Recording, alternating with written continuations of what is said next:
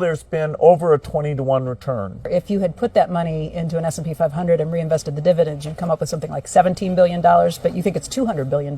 Here, yeah. You're okay. You're not going to get COVID if you have these vaccinations. These vaccines are highly, highly effective. Vaccinated people do not carry the virus, don't get sick. They're really, really good against variants. Everyone who takes the vaccine is not just protecting themselves, but reducing their transmission to other people and allowing society to get back to normal. Get your first shot, and when you're due for your second, get your second shot. Our key goal is to stop the transmission, to get the immunity levels up so that you get almost no infection going on whatsoever. When people are vaccinated, they can feel safe that they are not going to get infected.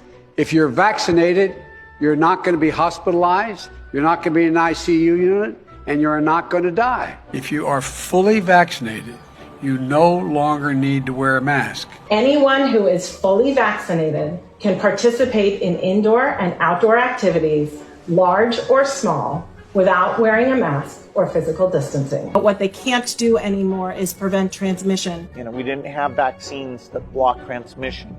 We got vaccines that help you with your health, but they only slightly reduce the transmissions. We need a new way of doing the vaccine. The level of virus in the nasopharynx of a person who's vaccinated and infected is the same level as the level of virus in the nasopharynx of an unvaccinated person. Reports from our international colleagues, including Israel, suggest increased risk of severe disease amongst those vaccinated early.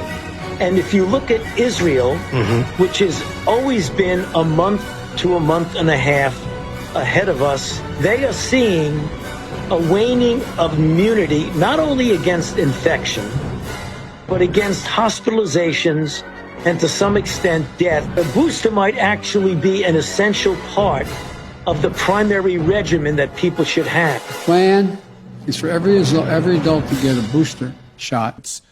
Clearly one of the best investments I've ever been involved in.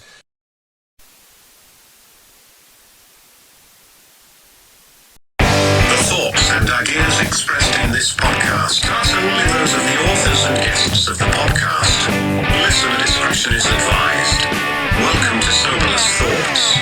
I'm Mike Redacted, and this is the most riveting podcast this side of Eastern Illinois, because that's where we're at right now. And I have two special guests with me because Alex is not able to make it. He had other obligations that were, I think he was abducted by aliens. We're going to go with that. He was abducted by aliens. He will be back sometime in the near future, hopefully with a gaped asshole.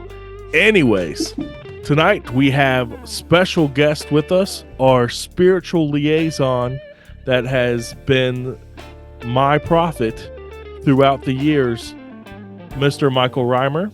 I come in peace.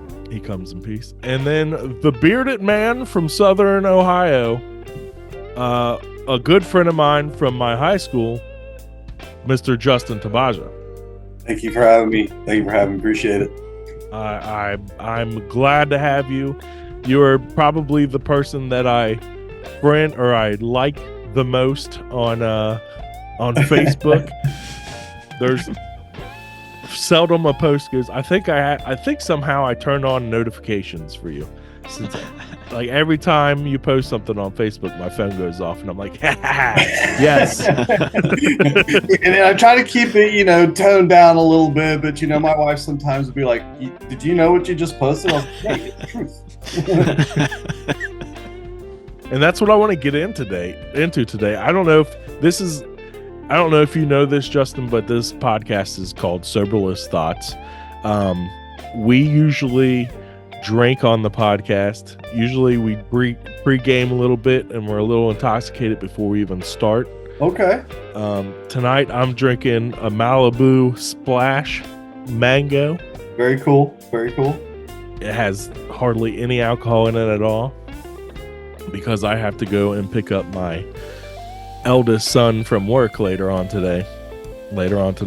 So I can't be drinking and driving too much. We got to be responsible still. That's fair.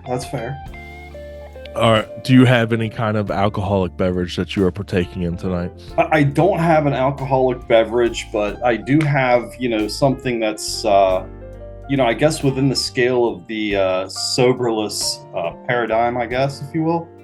Right, what we have here is a pre-roll. Okay. Okay. My friend Mary Jane, she's been real good to me in the past. And she's going to be good to me in the future. But it's one of those things that not only does it give you soberless thoughts, but some pretty wonderful ones as well. I have to say, this has been an ongoing theme for like the last 3 episodes. Really? We've had none of our guests have had any kind of alcoholic beverages, but they've all been smoking weed. Well, it's good to fit the theme properly, I guess. Yeah, it's the spring of weed. Right. Is what we got going on. What about you, Michael Reimer? I know you don't drink at all, do you? No, my drinking days are over. But I do have a delicious coffee, and I had a couple kombucha earlier. Thrive kombucha. Nice. 0.5%. Yeah. Thrive kombucha. They're I will say, I wish I had a can. They're out of Lexington. Yeah. Like 5 bottles or $5 for a can. But man, they're good, dude. They're good. good. Oh, you've had them. They're great. Yes. Yeah, I'd be their spokesperson. I've never even heard of that. Oh, check it out. Kombucha. It's good for digestive health and good for your stomach. All the good bacteria that you need. Yep. Will it help my anal bleeding? Yes. Yes, it will. Depends on why it's bleeding, but yeah.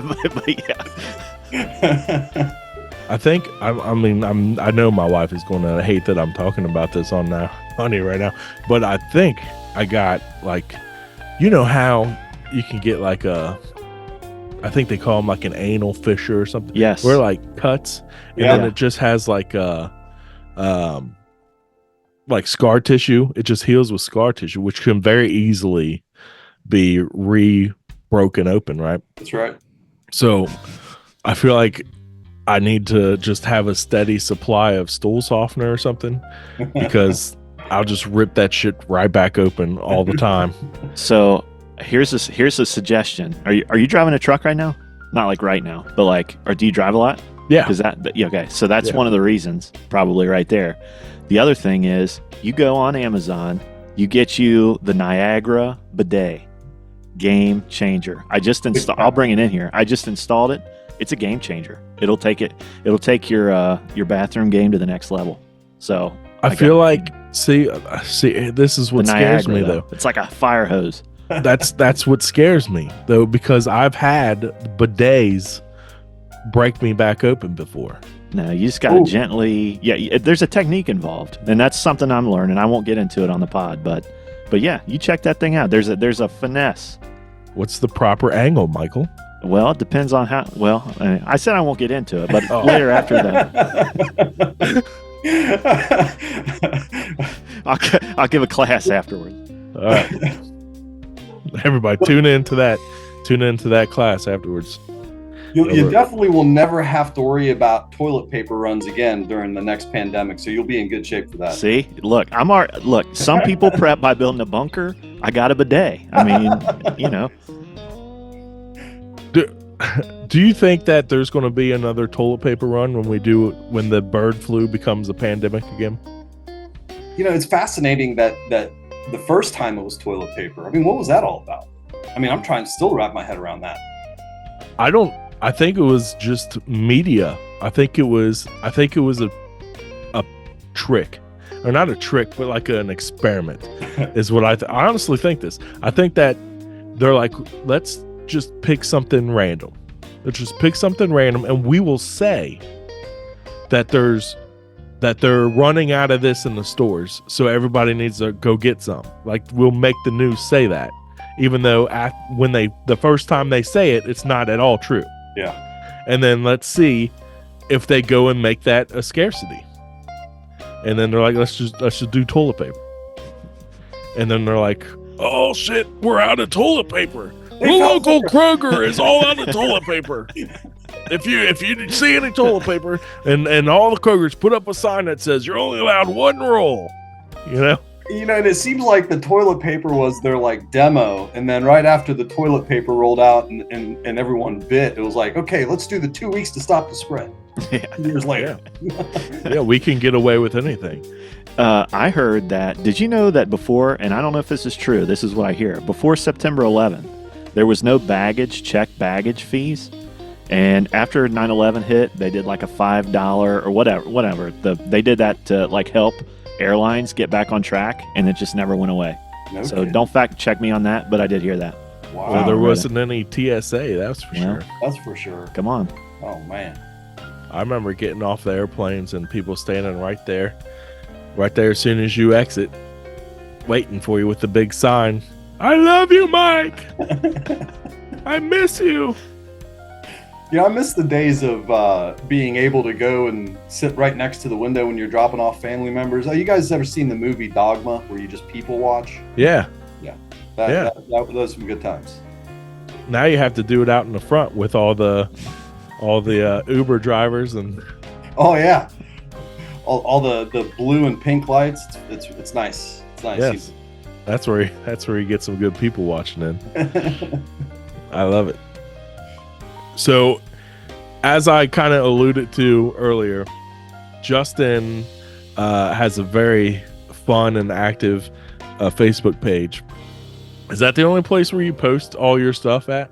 Yeah, most of it is on Facebook, just because a lot of the circles that we're familiar with are on there. I don't try to post too much on X, but you know, I'm always in the thought of, you know, staying local. If I can get a few people to kind of think outside the box, that can kind of spread outwards. And you know, if I get to one person, I think that just grows and grows and grows. And it's not necessarily getting all the information all the time, but you know, bits and pieces of it where people can, you know, leave room in their mind that what they think their reality is different from the act. Now, do you still live in the town that we grew up in? No, I'm definitely out of Harrison, but you know, it's not the same, that's for sure. Not from when we grew up in it. I wasn't even going to say the name of it. Oh. Well, but you doxed him, bro. That's okay. That's okay, because I've been out of there since the day after we graduated high school. You escaped. I moved. You're fortunate, man. Not everybody escaped. Well, I wasn't that big of a Harrisonite type guy anyways, because I didn't even move there until I was already in high school. Okay. Like I moved there the summer before my freshman year. That's right. And so I wasn't like as addicted to the town as a lot of the other people seem to be that grow up there. But I know that on Facebook specifically, with the kind of stuff that you talk about, back in 2020, almost every person that I was friends with from high school started acting like a goddamn fool. Yeah. And saying the most retarded shit I'd ever seen in my life. And I would call them out on it. And I would tell them, like, what you're saying is stupid. And I don't understand if you realize that or not. But you should really think twice before you start saying shit on a public forum like this, because you're an idiot. Yes. And they didn't take too kindly of that. And then there was even a couple people that would like try and talk shit back to me, like not about the specific topic that we were talking about, but about like shit that happened 15 years ago at the time, 20 years ago when we were in high school. Yeah. And I'm like, oh, well, I remember when you did this our sophomore year. And I'm like, one, how do you remember that? Because that's a fucking blur to me. Yeah.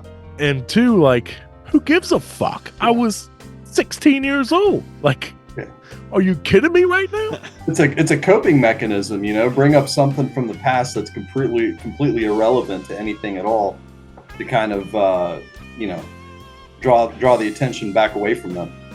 But it's still there. It's definitely still there. I still get lots of criticism from, you know, from the old school early on, 2019, 2020, 2021, I used to get a ton of shit, and me, I have receipts. So I always welcome that criticism, and I'm always quick, don't take my word for it. Here's where I got the information from. Go check it out, and if I'm wrong, I'm okay with that. I'll change my mind.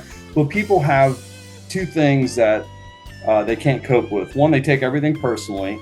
And if it's outside of what their belief structure is, they're not open to, they didn't keep enough room in their mind to, they might be wrong.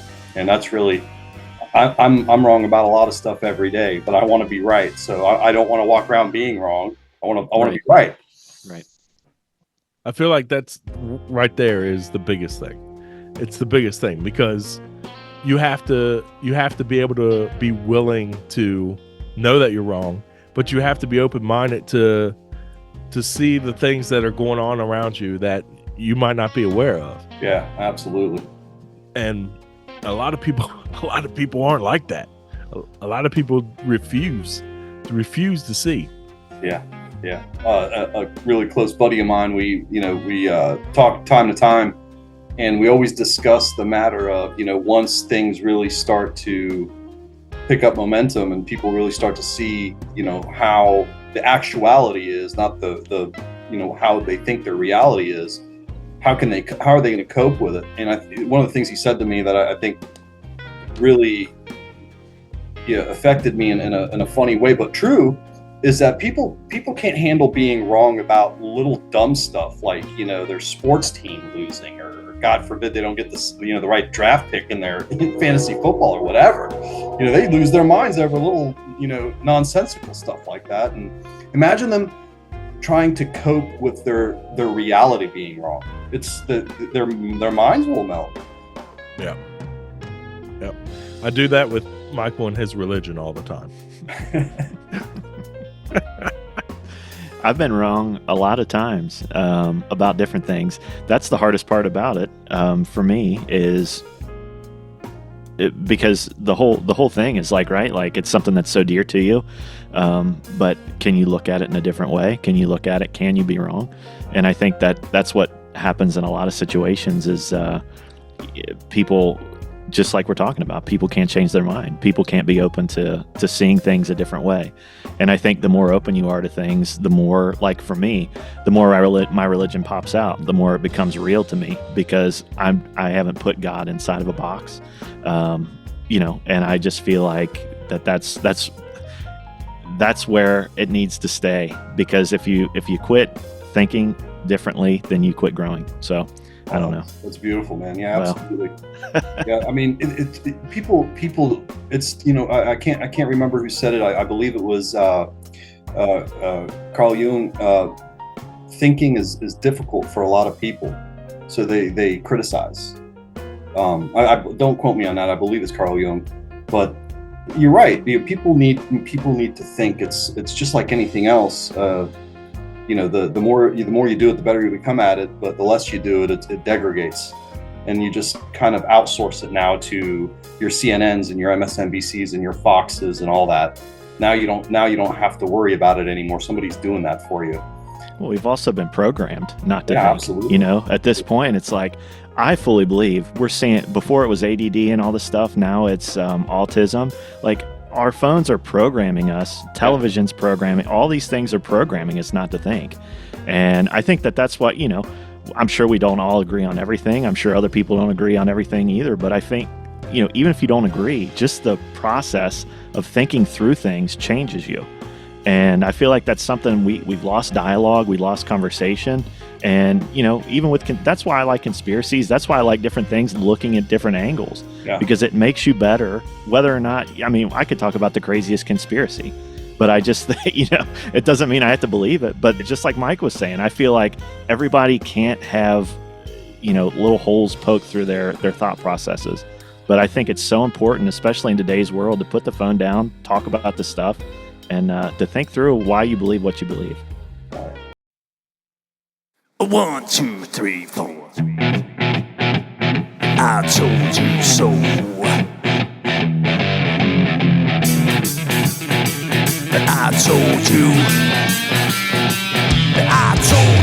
so.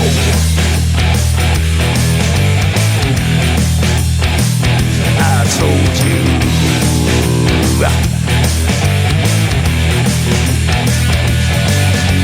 Remember when I told you about 9/11? Remember when I told you about Building 7? Remember when I told you about the fluoride in the water? Yes, I did. Remember when I told you about the New World Order? Remember that? Remember when I told you about the chemtrails in the sky? Remember when I told you that NASA was full of lies? Remember when I told you about the ultra mind control? Well, I just want to say that I told you so, yeah.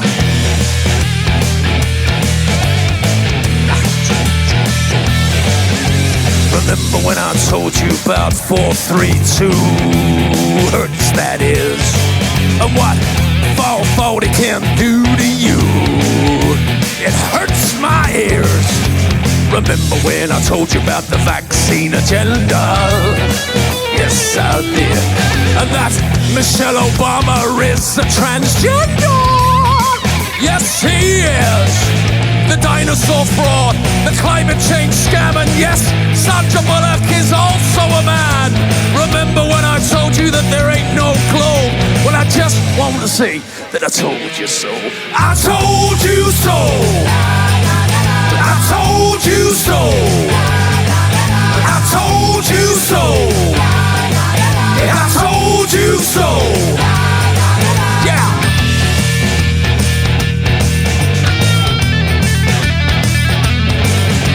Remember when I told you about the TV flicker rate? And how it puts your brain in an alpha state? Remember when I told you about germ theory? Remember when I told you about gravity? Remember that? Remember when I told you about Paul McCartney? Remember when I told you about direct energy? Remember when I told you about Monsanto? Well, I just want to say that I told you so. I told you so. I told you so. I told you so. I told you so. Yeah.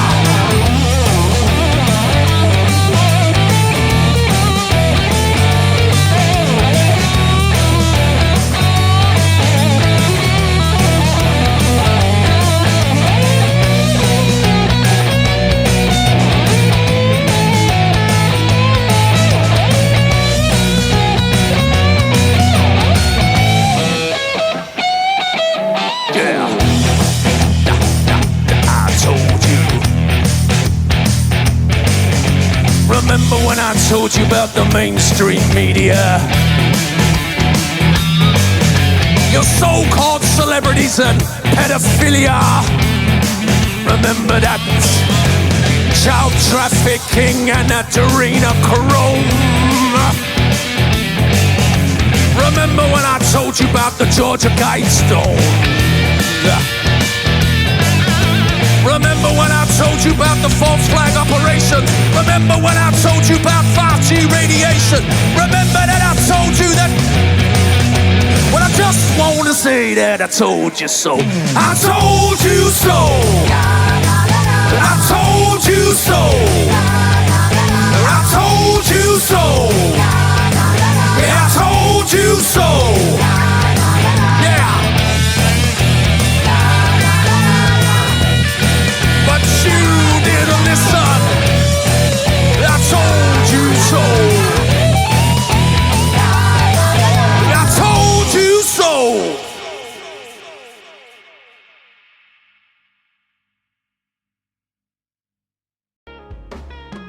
So there was a time there a couple years ago, 4 years ago, when people would jump your shit for critical thinking.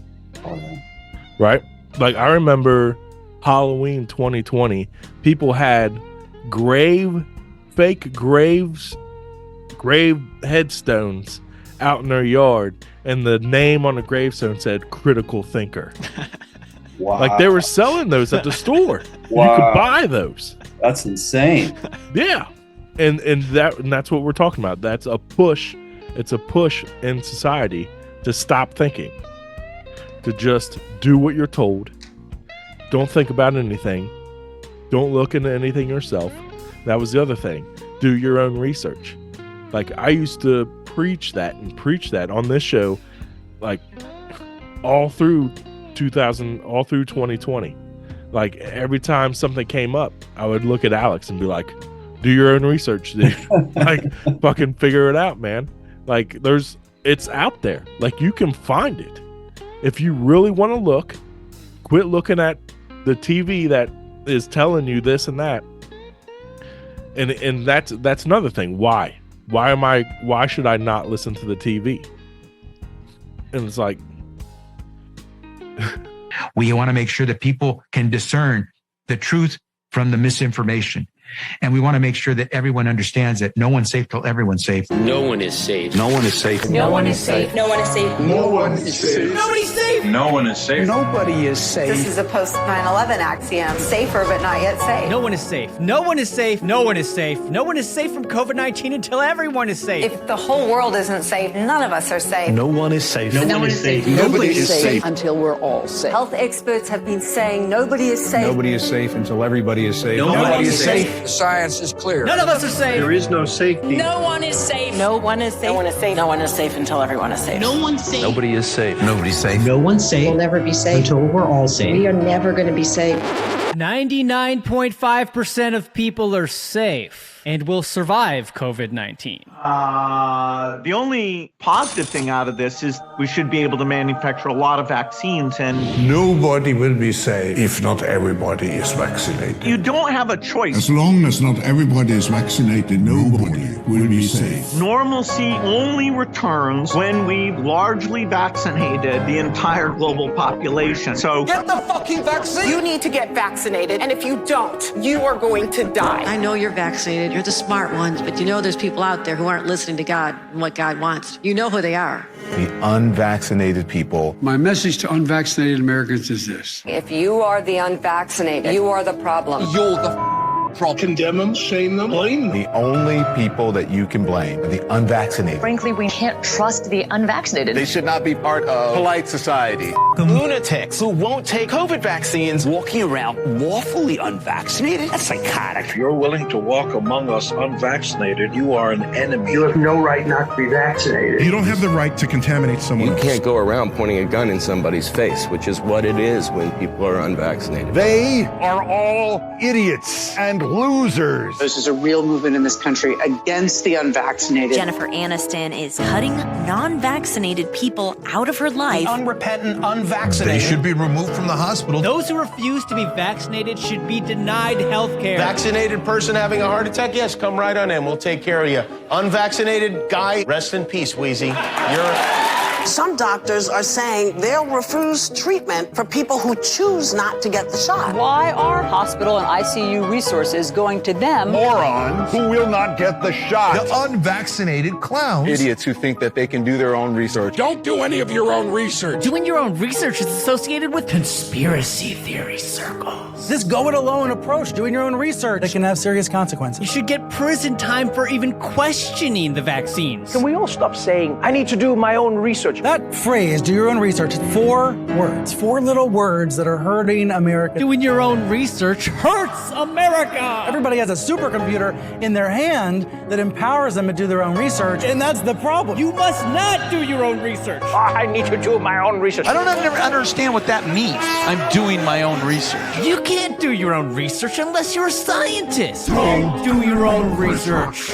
Maybe you've told yourself you're playing it safe, you just want to wait and see since this is a new vaccine. No. Grow the up and get the vaccine. Unvaccinated people spread the virus. Get the vaccine, you dopes. Don't be a get yourself vaccinated. That's just all there is to it. There's no excuse. No excuse for being unvaccinated. There's no rational and no emotional argument that adds up against getting your damn shot. There just isn't. But you made a conscious decision not to get the vaccine. I also have natural immunity. So for me, personally, this vaccine poses a greater risk than a benefit. I'm also not a risk to any of you. Let's look at the science. So we see that the natural infection is given greater protection, or slightly greater protection, than vaccination. This is a vaccine that was created to prevent severity of disease and to prevent hospitalizations. But the vaccine does not prevent you from getting COVID and does not prevent you from transmitting COVID. Oh my goodness. Reality, and we have seen that. That's not so. Come on. No, you've been at Fox TV too long. You don't have to joy. I just really don't think that we should allow this kind of misinformation. Get the vaccine so that you don't get COVID-19. We poke ya while we poke ya, so you don't get corona. When we poke ya, well, we know you're gonna be safe from COVID infecting you. The virus stops with every vaccinated person. Do it so you stop spreading terrible disease. And that vaccine, a key goal is to stop the transmission so that you get almost no infection going on whatsoever. Expectation for vaccines is not to get infected. A vaccinated person gets exposed to the virus does not infect them. When the virus gets to you, you stop it. You're not going to catch it. You're not going to get sick. You're not going to transmit it. The vaccine is absolutely bulletproof. Vaccines block you from getting and giving the virus. 100% effective at preventing COVID. A vaccine prevents you from getting infected. It is to keep you from getting it and then spreading it. We have the ability to stop COVID in its tracks. You're not going to get COVID if you have these vaccinations. Biden tests positive for COVID-19. When people are vaccinated, they can feel safe that they are not going to get infected. Dr. Fauci tests positive for COVID-19. Vaccinated people do not carry the virus, don't get sick. CDC director tests positive for COVID-19. Get your vaccine. Pfizer CEO tests positive for COVID. Pfizer CEO tests positive for COVID again. CDC director tests positive for COVID again. Fauci tests positive for COVID again. Joe Biden tests positive for COVID again. Cases up 258%. The majority of these cases are among the vaccinated. And this area is the most vaccinated part of Massachusetts. So many fully vaccinated people are testing positive. So people here are a bit angry. We are all really concerned about what this means long term. I was vaccinated and I got COVID, and almost everyone we know with vaccinations had at least one bout of it. Our vaccines work better than we could have possibly hoped they would work. We are not the problem. The problem are the unvaccinated. The unvaccinated threat. Unvaccinated people are a threat, a direct threat. The threat to all of us. The unvaccinated are a risk to all of us. People have a right to be protected from the unvaccinated. Maybe there should be laws that allow them to be kept out of the building. So at least, thankfully, they're not breathing the same air. Their freedom to breathe will diminish. Start firing the unvaccinated. If you don't vaccinate, you'll be fired. Time to come down on the unvaccinated. They should be banned from the VA, banned from restaurants, banned from other businesses and colleges. Companies should not treat us as equals. Place unvaccinated people under arrest. It is the unvaccinated that has put America in the place that it is. We are losing freedom because people are unvaccinated. Anger towards the unvaccinated. I'm furious at the unvaccinated. Frustrated with Americans still not vaccinated. Not to be vaccinated seems criminal. Suspects face years behind bars for coughing on police officers. Their freedom. For them charged with terrorist threats. You have no individual rights when it comes to the vaccine. Really, you're killing other people. We're being attacked by unvaccinated. The unvaccinated who aren't wearing masks. It's the unvaccinated who aren't social distancing. It's the unvaccinated going to crowded indoor events. It is not your right as an American citizen to catch and transmit a potentially fatal infection. So screw your freedom. We can coerce you. You're not going to be able to travel to see your family. If someone in your family isn't vaccinated, should you ask them not to show up? Yes, you really shouldn't have anyone unvaccinated come to dinner. That's just a huge risk. If you want to come out into public, if you want to live your life, you need to get the vaccination. It's time for people to see vaccination as literally necessary. You should have to show that you're vaccinated in order to go places. Unvaccinated tennis player can't travel to the U.S. If you're not vaccinated, you're not welcome. Our patience is wearing thin. Why hasn't the president focused more on scolding the unvaccinated? The refusal has cost all of us. Continued damage the unvaccinated are doing to themselves and the country. How come migrants are allowed to come into this country unvaccinated, but world-class tennis players are not? You know, And back to our lead story, the Pandemic of the unvaccinated. Fact is, this is a pandemic of the unvaccinated. Experts call it Pandemic of the unvaccinated. still a pandemic of the unvaccinated. the disease of the unvaccinated. It is the unvaccinated who are the problem. Period. End of story. The unvaccinated also put our economy at risk. This is a tyranny of the unvaccinated right now. The unvaccinated, not the vaccinated, the unvaccinated. That's the problem. That's the pandemic of the unvaccinated. Pandemic of the unvaccinated. All this is a pandemic of the unvaccinated. The only pandemic we have is among the unvaccinated. Pandemic because of the unvaccinated. When you get the vaccine, you will not die. That's right. That's right. It's a simple, basic proposition. If you're vaccinated, you're not going to die. If you're vaccinated, you don't have a risk. It's as simple as black and white. You are not going to die if you are vaccinated. That's it, full stop. You're unvaccinated, you're at risk. You're vaccinated, you're safe. A majority of Americans dying from coronavirus are vaccinated. COVID-19 isn't a pandemic of the unvaccinated anymore. We didn't really understand the fatality rate. We didn't understand that it's a fairly low fatality rate and that it's a disease mainly of the elderly, kind of like flu is, although a bit different.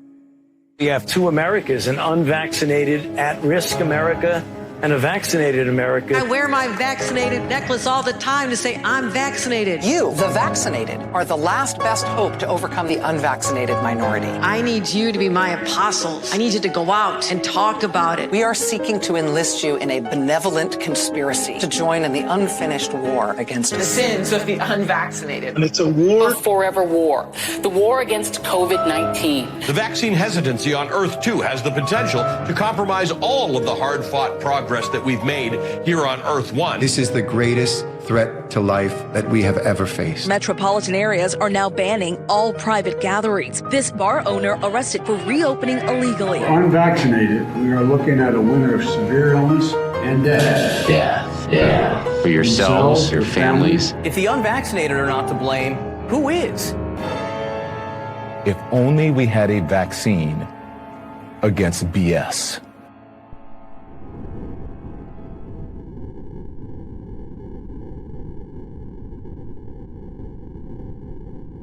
A vital part of preparing for hurricane season is to get vaccinated now. Everything is more complicated if you're not vaccinated in a hurricane.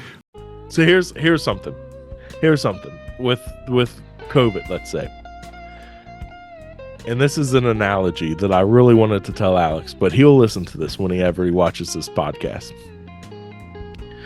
Imagine you have an uncle. Let's say his name's Uncle Tim, okay?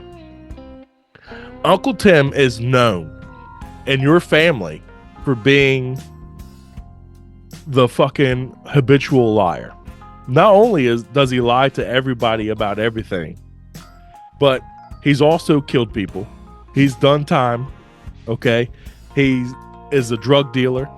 He basically everything that you can think of that is a bad dude, somebody who you wouldn't want to hang around with. That's what Uncle Tom is.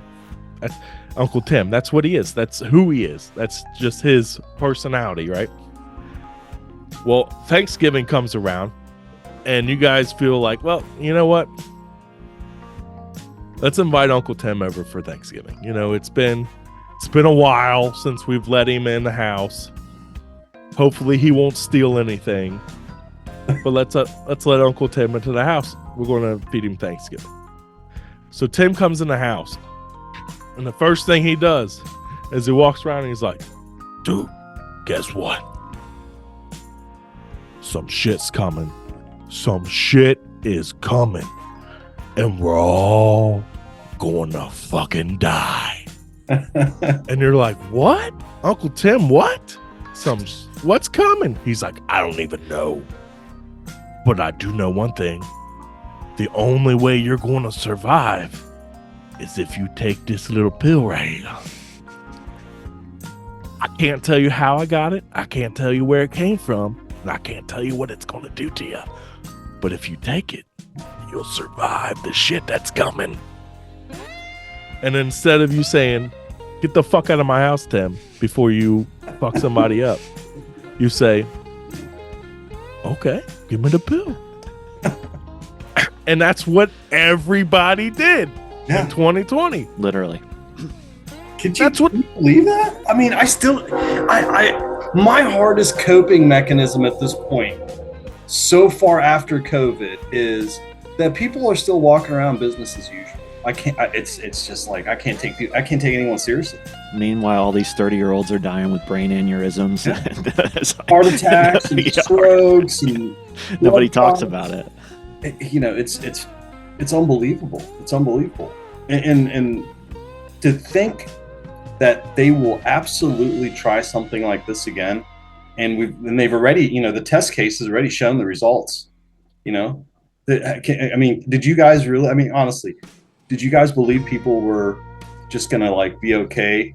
And after 2 weeks being locked in, I thought people would lose their minds, but no, it was complete opposite.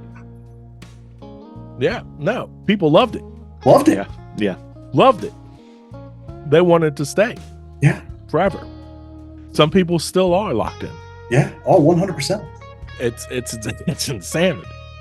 It really is. But so here's the thing, because some people that listen, quite a few people probably that listen to this podcast, don't even know what we're talking about, because they just don't go there. Because 9 times out of 10, we don't end up going there on here. So what I want to do is I want to go there. This episode, I want to fucking go there. Let's do it. So COVID, let's talk about it. What was COVID? What was COVID? Was COVID the wet market bullshit that they say it was? Was it the lab leak? Was it government biological weapon? What do you think it was, Justin? I think it was something that's been in the works for a long, long time, because I don't think you can execute an operation as large, as an intricate as COVID, in the way they did it, very calculated, in a 6-month span. This is something that's been gamed over and over and over again, and they fine-tuned it with the last one with the Gates Foundation and Johns Hopkins and some of the other players with the 2018, I believe, or 2019 outbreak simulation that they did. So they've gamed it, they've prepared it. Whether it was Hillary Clinton or Trump that was going to win the election, they didn't think she was going to lose. Trump won the election. They still went with the play. They didn't call an audible, but because they went with the play that they've been planning for, in my opinion, at least a decade, and they just needed to execute it the way that they did. And in my opinion, I believe COVID was gonna hit us one way or the other. It hit us during Trump, and they didn't expect such tenacity from a leader, and they didn't expect Hillary to lose, where it was actually designed to reset the system as a whole, all the way from the monetary side to down to the social level on Main Street. It was designed to completely reset the entirety of the system. Who planned it? That's a great question. Who? The folks behind the curtain. I don't think it's something, I think it's so compartmentalized that it's a large group, in my opinion, that all have individual tasks that are compartmentalized. One party doesn't know what the other's doing, so it all kind of fits in at the final stages. But again, with such an intricate operation, you would have to compartmentalize it, because we know even at normal levels there's leaks.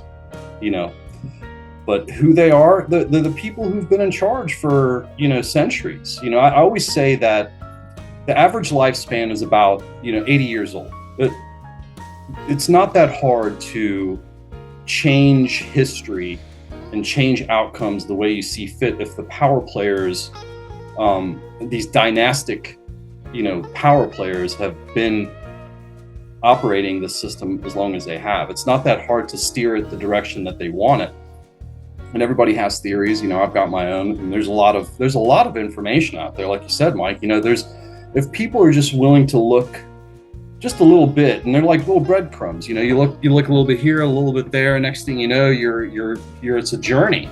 But as far as who did it, the people who've been charged long before you and I were part of this republic. Do we know who they are? I think the people who actually make the decisions, I don't think anybody knows who they are at a public level. I think the figureheads that we know as leaders, those are the, your rooks and your bishops and, all the guys around on the chessboard that can make these power moves while everybody else kind of stays hidden in the shadows, if you will. But it's one of those things that, it's taboo to even talk about. When you bring it up to anybody, they cannot control the idea that they are not in control, and it's quickly taboo to even discuss it. Yeah, a lot of people are like, but who are they? Who are they? Yeah, and it's like, if I give you a name, you'll have never heard of it. Right. And you can Google it and you won't see nothing about it. Nothing. But so why even give you a name? And you won't even, and 90% of the time, 99% of the time, I'll tell you, and I'll tell you what to Google, I'll tell you what to look for, and you won't even do it anyways. Yeah, exactly. The fear of finding out something that they don't want to know, because once you know, you can't unknow. And I think that a lot of us that have, kind of woken up to the world around us and the gears that move the machine, we sometimes, I know I do, I wonder if I didn't know what I know, would I be as naive as the others? Something I ask myself all the time, because it was just it was by chance that one of my peers was like, hey, look into this. And I believe at the time, I had my thoughts about 9/11. I thought it was kind of strange, but the deeper I went, the more I looked, the more questions I asked, the more it became quite evident that the entire story is not being told. There's holes in it all over the place. You can see these holes all over. I thought they proved it with that book. Is that what got you started into looking absolutely. Into things? 9/11 got me started going down that rabbit hole because, as you know, it happened the last year of our high school. We graduated that year. And I remember going back the following year just to talk to teachers and, say hi and whatnot. I remember one specific teacher asked me, and it kind of stuck with me. Because, they knew my background. My mom's Egyptian, my dad's Lebanese. I've got a pretty diverse background. So he asked me, he's like, a lot of people have been saying, Justin, that you were happy about the attacks.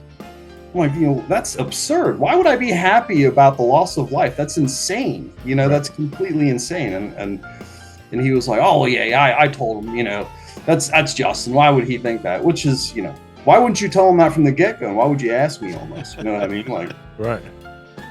So, yeah, that's what I heard. Now I'll tell you what woke me up was actually, I was in college going to Wright State my freshman year when 9/11 happened. And they shut the entire school down. They shut everything down because it's right next to Wright-Patterson Air Force Base where they keep the aliens. Yeah, that's right. And so after that 1 year that I did at Wright State, I decided I wanted to go into the Air Force. And while I was in the Air Force, I saw a lot of stuff that I witnessed, and then I later heard about, like, from my parents and things like, oh, well, we heard this happened and this happened. And I'm like, I was there. And that's not what fucking happened. Like, who told you that? And they're like, oh, well, that's what it said on the news. I'm like, oh, okay. And that was because before that, I believed everything that I saw on the news. I believed whatever. I thought that everybody was telling the truth. I don't know. I was just super naive about it. I was the same way, man. Everybody was. Yeah. And that specifically was what woke me up to like, so they're just lying to us. Okay. All right. So let's see what's really going on. And then after years of that, because that was back in, I don't know, 2004, 2005, after years of that, when something like COVID came around, I already was like, fuck all this shit. Like whatever they're telling us is bullshit. Is like this is how I watch the news. Whatever I hear, the first assumption is that's a lie. And then I'm like, okay, so let's see what's really going on behind that, because whatever they're going to tell us isn't the truth. And that's really how you have to look at things. I think that's how you have to approach everything as far as what you see and read news wise.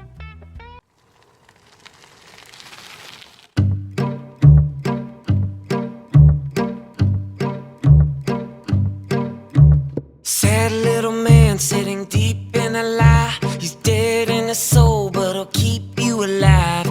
Do what he says, not what he do, 'cause the truth is for him and the lie is for you. Sad little man, but he's treated like a god, as the faithless pray to a fake and a fraud. Worship the man, pledge to his word.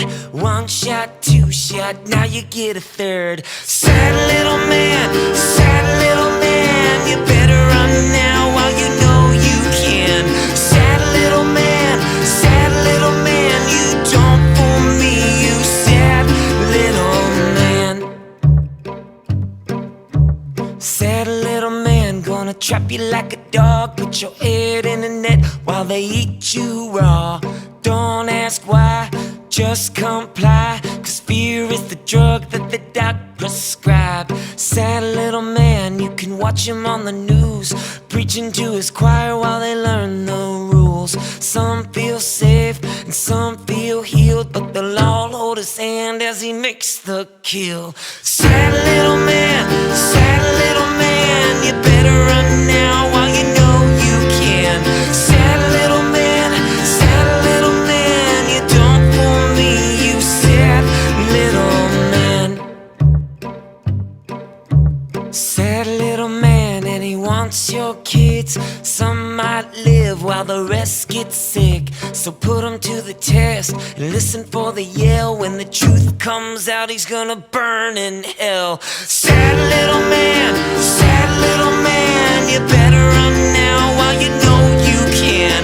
Sad little man, you don't fool me, you sad little man. You can't fool me, you sad little man.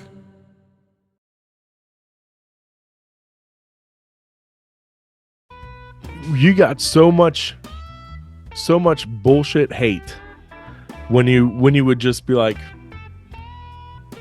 just questioning it just a little bit, just the slightest question, and you're like, but is it?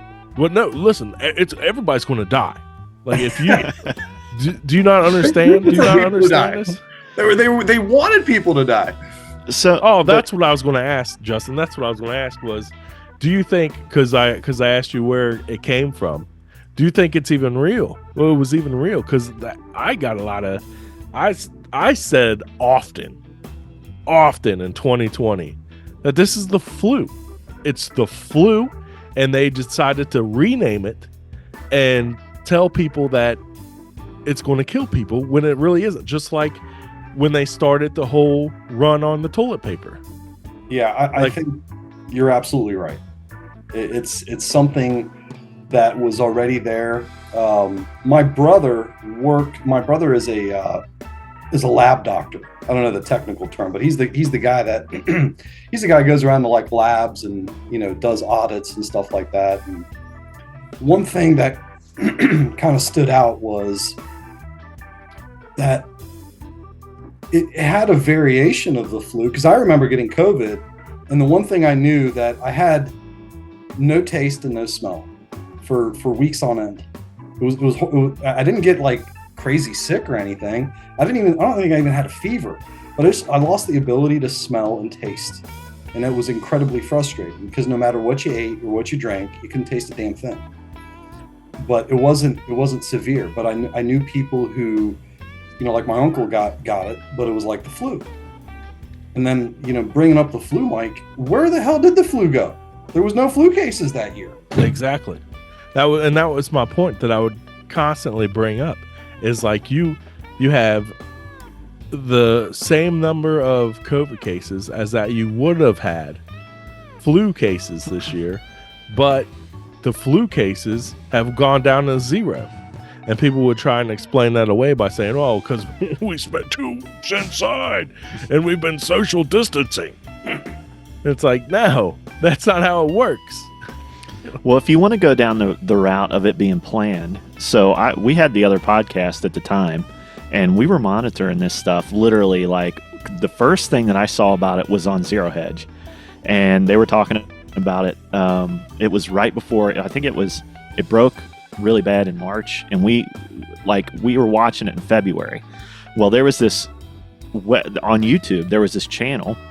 It was called News from Wuhan, and it was literally like videos of people like convulsing and like people freaking out, and also like people getting contained. They take them from their apartments and stuff and throw them in a truck. And this was like February, right before everybody started hearing about it. So if you want to say that it was not real, then that was misinformation that was put out there by whoever was planning it, because we were watching it. What if those people who were walking down the street and being videotaped and convulsing and then getting thrown in the back of a truck, what if those were people that had just received the first vaccines? Well, I don't know. Yeah, or that, but something else that people aren't talking about, they sprayed stuff over there. They sanitized all this weird, and before the vaccine, before all that stuff, there was videos of them over there spraying like all this stuff, the subways and all that stuff. Like, who knows what it could have been over there? Yeah. There's a lot of stuff it could have been. And there's already a very well established paper trail and emails between Peter Daszak and EcoHealth and Fauci and the NIH. There's a very well established connection for gain of function in the Wuhan Institute of Virology. So it's all there, but I think, it's like, imagine being duped. A lot of people can't emotionally handle the idea of putting something in their body that they otherwise trusted from Big Brother. That's something that a lot of people are not willing to say, I was wrong, because I didn't take the vaccine, and my wife and my family didn't take the vaccine, but my immediate family did. Right. So same with me. Like me, my wife, and our kids. No, like, keep that shit away from us. Right. But then literally every other person around us in both of our families all got everything they could get. Yeah. And they were trying to hit a specific number. You could see from all the talk, the bits of information that they would give, the clues that they would dump, that normal people, I don't want to say normal people, but otherwise not, people not paying attention, they were throwing clues out there saying, we're trying to get 80%, 90%, people vaccinated. And they knew early on the efficacy on these vaccines, quote unquote, experimental RNA injections. They knew the efficacy wasn't there because it couldn't have been. How can you have an efficacy standard of 100%, then 90%, and then 80%, and then 70%? These things were never used. So how can you say they're 100% or 90 or 50% or 30%? How do they know this? People didn't pick up on these very obvious logical questions. People didn't, say, well, you know what, you're using taxpayer money for these injections, right? They kept telling people it's free. Well, it's not free. There's nothing free. It's taxpayer funded for these big companies that made billions upon billions of dollars on this experimental injection. If you take a look at the purchase agreements that they used with governments around the world, it's very, the Canadian purchase agreement has already been leaked. It's out there. I'll send you the link to it. But in the purchase agreement, it says that, said company cannot be held liable because they don't know the efficacy and the long-term effects of these vaccines. That right there is a red flag. What were they doing? If it wasn't a conspiracy, why would they accept some absurd terms like that? We wouldn't expect, at a personal level, we wouldn't accept terms like that unless we were terminal and it was an experimental drug. Right. What happened to Regeneron? That's all I wanted to know. What happened to Regeneron? What happened with Regeneron? Oh, I don't know. Like, people got in trouble, not in trouble, but like, what, Regeneron, Trump got it, was talking about it before the COVID shot came out, and then that went away. Everybody quit talking about that. And what was the thing Joe Rogan took that everybody was like mad about? What was that? They called it it's ivermectin. Yeah. It's the longest established anti-parasitic.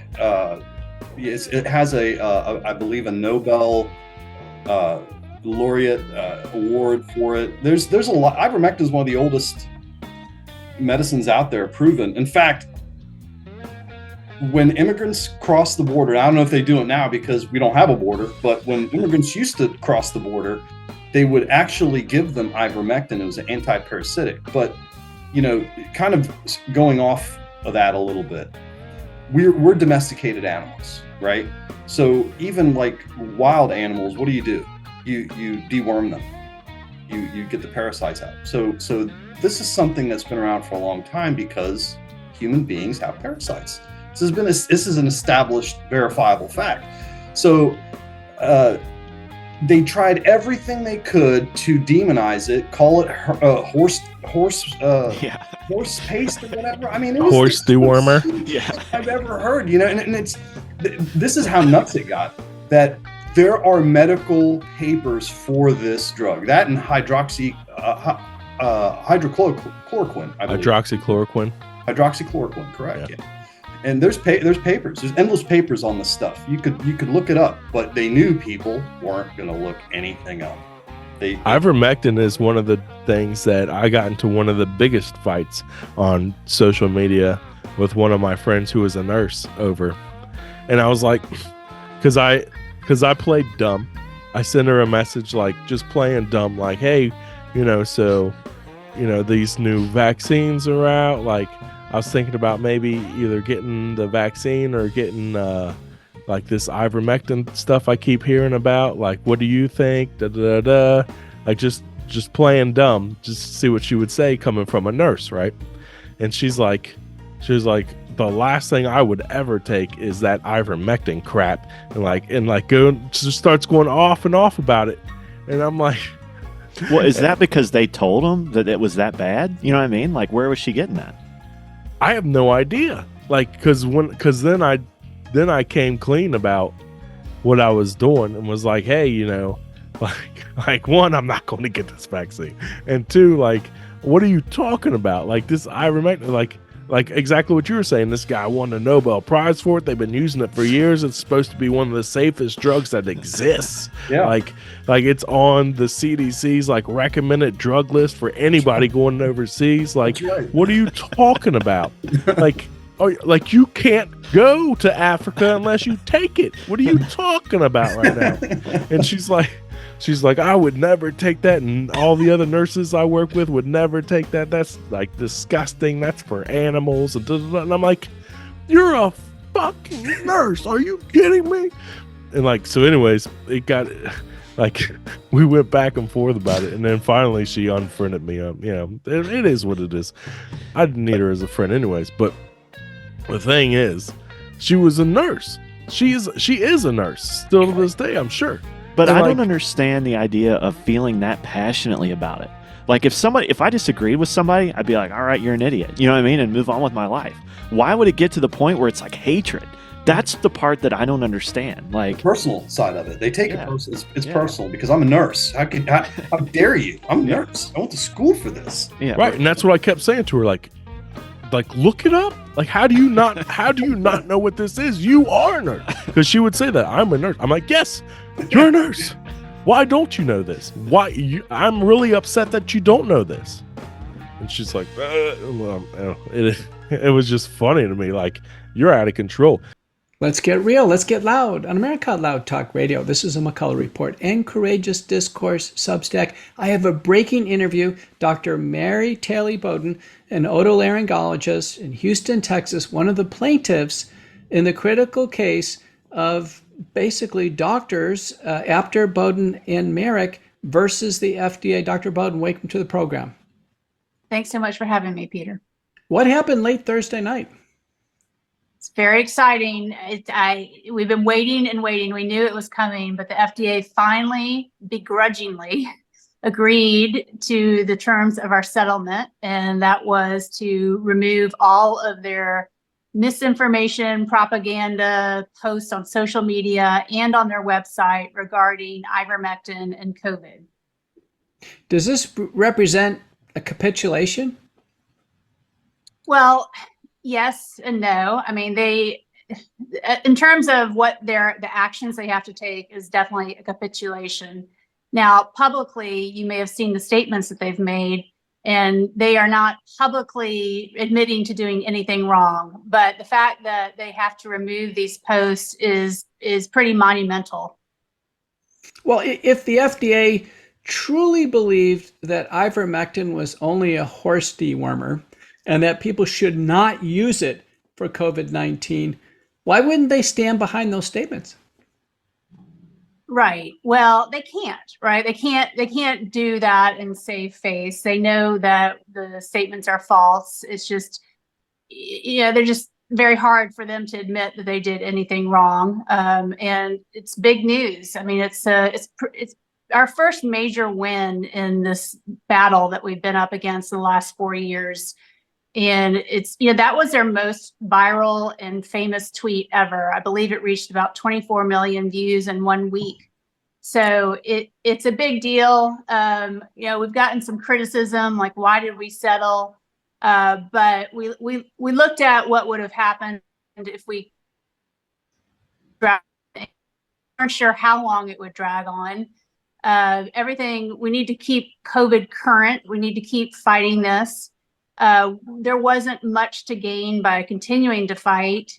We looked at discovery, but 2 weeks ago, I'm still in the midst of my battle with the Texas Medical Board, and we're in discovery right now. And I was pretty excited. I was like, oh, I'm going to get answers to all these questions I have, and they just weren't willing to give us anything. And so that's what we anticipated with the FDA. That's what our lawyers anticipated as well. So we decided, our goal with this lawsuit was to stop interference of the doctor-patient relationship from the FDA and set a precedent. And that's what we did.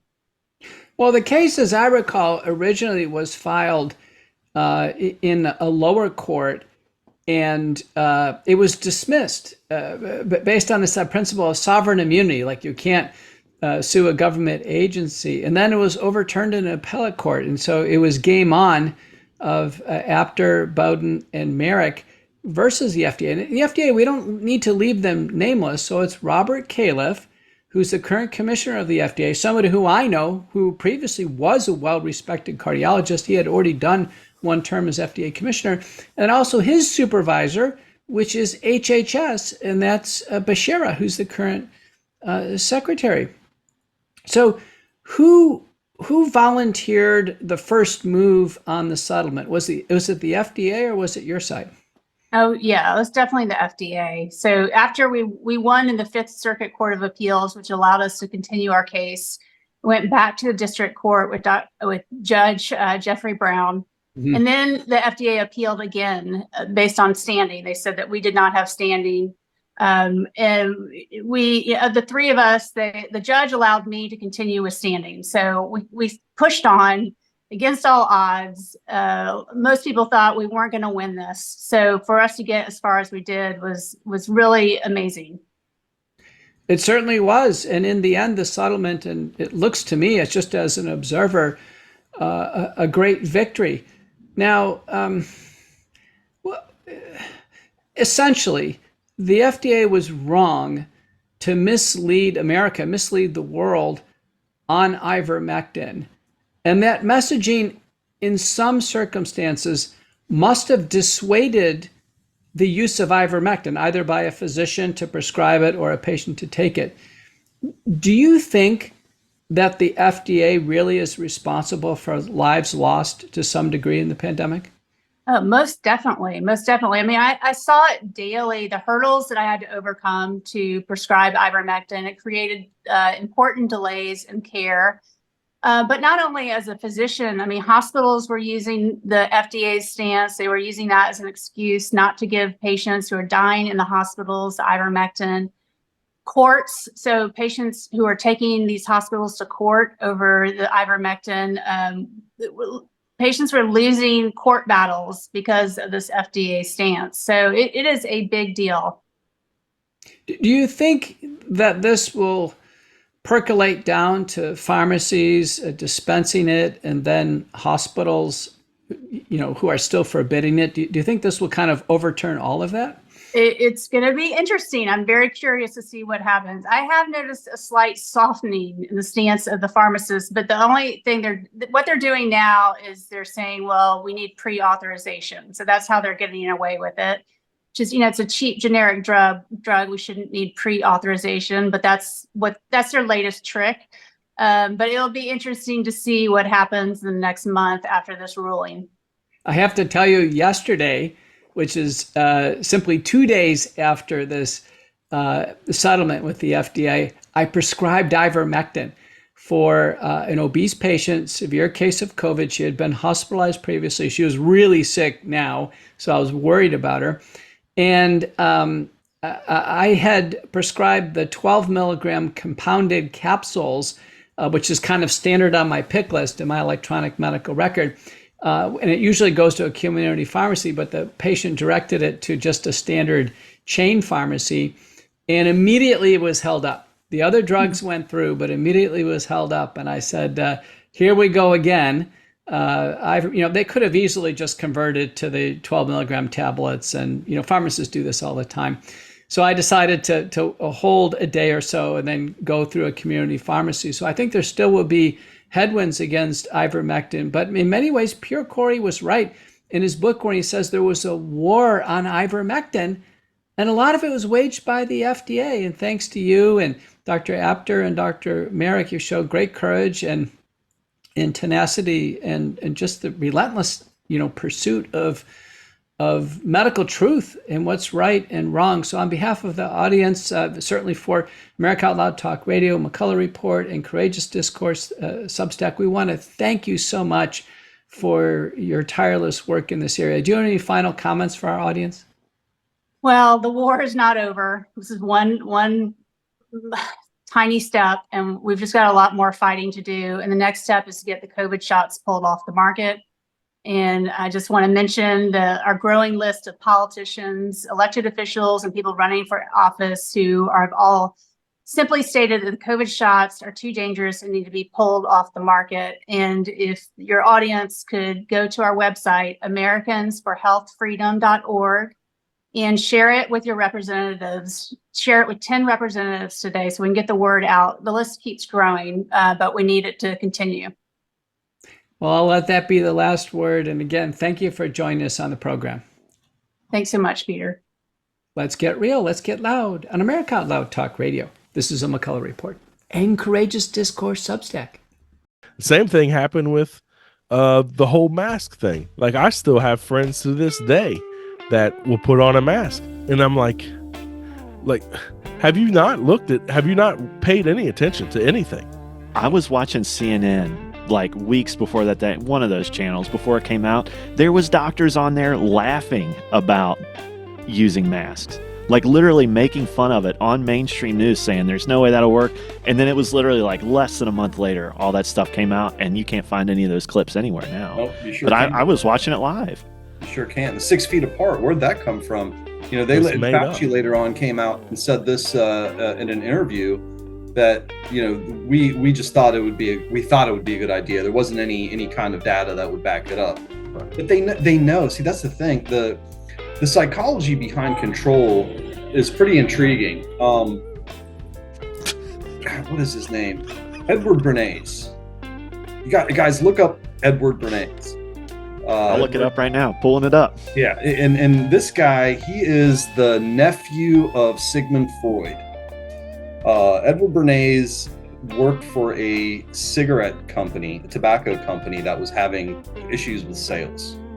And they hired him so they can, get their sales up. And he thought of this brilliant idea of pasting a female on a cover with a cigarette and saying, "This is liberation. You're being liberated." Torches for freedom. Yeah. Torches of freedom. That's right. Torches of freedom. That's exactly right. Yeah, man. And it got built from that. The entire psychology of control is embedded in marketing, from toothpaste to cruise missiles. Oh yeah. And then he gets hired by the CIA Yeah. to take out some Guatemala or some shit. Yeah. I've been selling my soul, working all day, overtime hours for bullshit pay, so I can sit out here and waste my life away, drag back home and drown my troubles away. It's a damn shame what the world's gotten to for people like me, people like you. Wish I could just wake up and it not be true, but it is. Oh, it is living in the new world with an whole soul. These rich men north of Richmond, Lord knows they all just wanna have total control. Wanna know what you think, wanna know what you do, and they don't think you know, but I know that you do. 'Cause your dollar ain't shit, and it's taxed to no end, 'cause the rich men, north the rich men.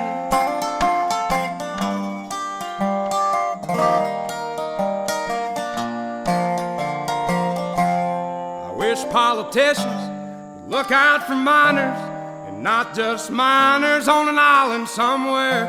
Lord, we got folks in the street, ain't got nothing to eat, and the obese milking welfare. Well, God, if you're 5'3" and you're 300 pounds, taxes ought not to pay for your bags of fudge rounds. Young men are putting themselves 6 feet in the ground, 'cause all this damn country does is keep on kicking them down.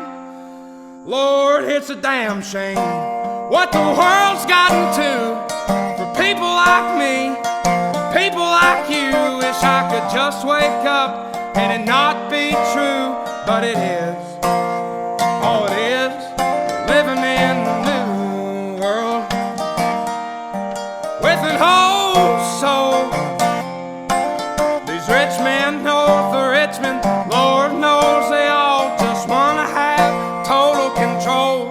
Wanna know what you think, wanna know what you do, and they don't think you know, but I know that you do. 'Cause your dollar ain't shit, and it's taxed to no end, 'cause the rich men, north the rich men.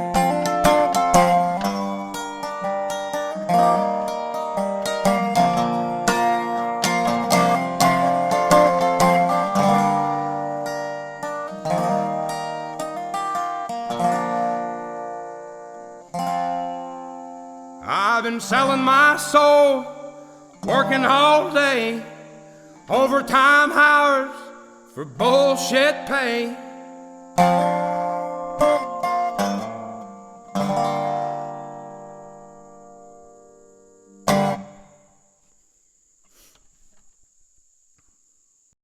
Yeah. Justin, before we leave this topic, do you believe in germ theory?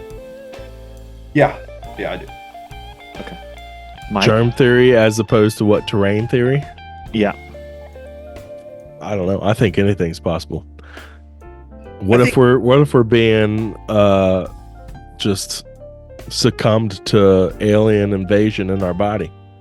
And I'm not talking about big green aliens or little gray aliens. I'm talking about little tiny microscopic aliens. Yeah. That's funny that you brought that up, because Alan Watts said if cells in our body had conflict the way human beings have conflict today, we die instantly. So yeah, in essence, yeah, we do have little aliens in our body. We have entire ecosystems in our body that operate that we don't even control. I think that's the most fascinating thing about human biology, is that most of our functions we don't really even control. They happen because of these systems within us. So yeah, it's funny you brought that up. I was talking about that earlier today. It's probably why I'm bleeding. Well, there's also all these medicine, I guess, theories of medicine. I guess not even medicine, but like healing, that have been around for centuries and centuries that definitely still have some value that we've just thrown away. Absolutely. Like the Indian medicine, I can never say it. I'm not even going to try. But Indian medicine, it's like one of the oldest forms, and it talks about all this stuff. Like, and if you follow it, it makes sense. Everything that they're saying. But today, we're just treating the symptom. We're not treating the root. And I think that's why there's huge push. Go ahead, Mike. Sorry.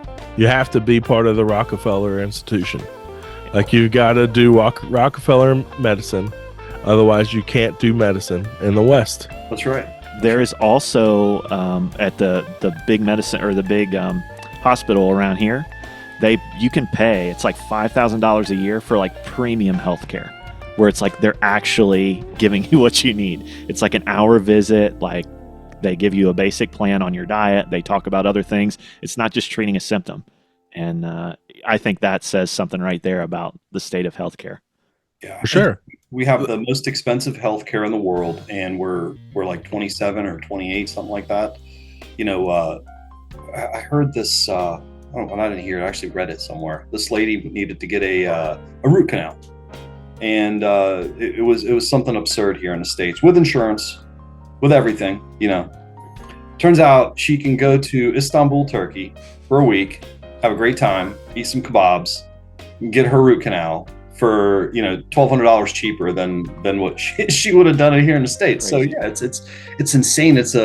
Everything is for profit. And I always tell people, when it comes to even doctors and medicine and all, the first objective of all these entities is profit. That is the first goal, is profit. And anything past that is just a bonus. Do you think profit will be the downfall of the West? I think they don't have any more profit to extract. I think they've dried it out. There's nothing left, and they know that's why they're printing the shit out of it. We're at the point where we're in the part of the Roman Empire where everything is being looted at this time. And they're taking what they can because they know the inevitability of the Western financial model is on its way out the door. Now, how that's going to be replaced is anybody's guess, but a buddy of mine said something that made a lot of sense, especially with the geopolitics that's happening, is that the good guys, if you will, they're going to try to replace the monetary system with something that has value, but it has to be done the same way a magician pulls a tablecloth off a table without knocking all the dishes over. Because if the monetary system collapses at once, it would be complete anarchy. I mean, most people cannot get around the block without GPS. Can you imagine? That's funny. That's highly accurate. Like, it's really, because I drive for a living, and it really irritates the hell out of me when family members of mine get in the car, and the first thing they do just to go to the local grocery store is put in the address on the GPS, and I'm like, you don't know how to get there? Not where Kroger is? Yeah, you don't know how to get there. They're just checking traffic. Oh, is that it? Is that it?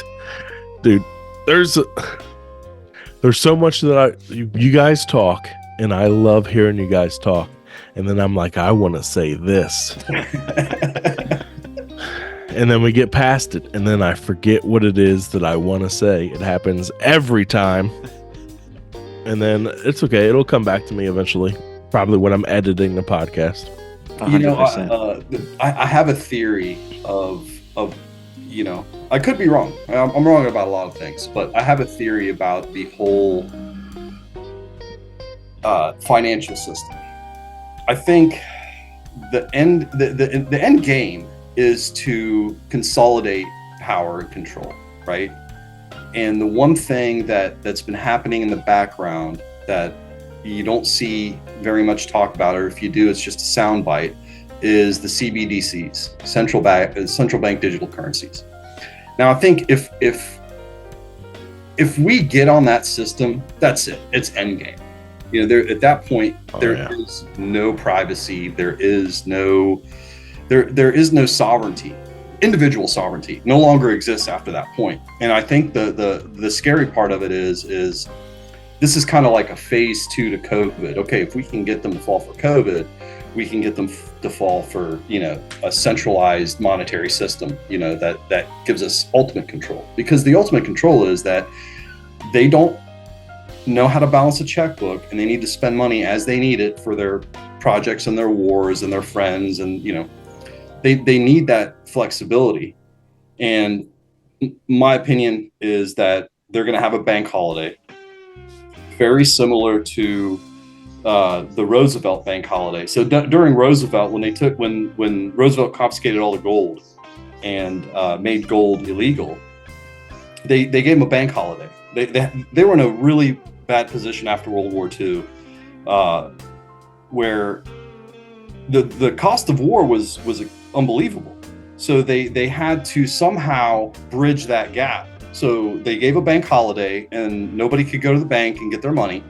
And then overnight, when the banks closed, gold was illegal. And I think that's what's going to happen. If we don't get that tablecloth pull, is they're going to have a bank holiday, because the monetary system is just going to take a shit overnight. And then a week's going to go by, and then everything's going to open up and everything's going to be digital. And at that point, it's game over. What are you going to do? If you say something wrong, if you post something wrong, if you don't go with the narrative, they just shut you off, kind of like they do in China. Now, that's not saying, a lot of people bring up China in the West like as if we live in China, but we're comparing 380 million people to 1.4 billion people. Now, the Chinese seem to be happy with this type of system that they have. And every part of the world has a specific system that they may be okay with it. But I think we need to understand that we're never told the complete truth when it comes to other nations, whether it be China or Ukraine or France or whatever. We're never told, we're never told the whole story. And then we have to automatically assume that these people want to live just like us. So we're gonna export our ideas and our society.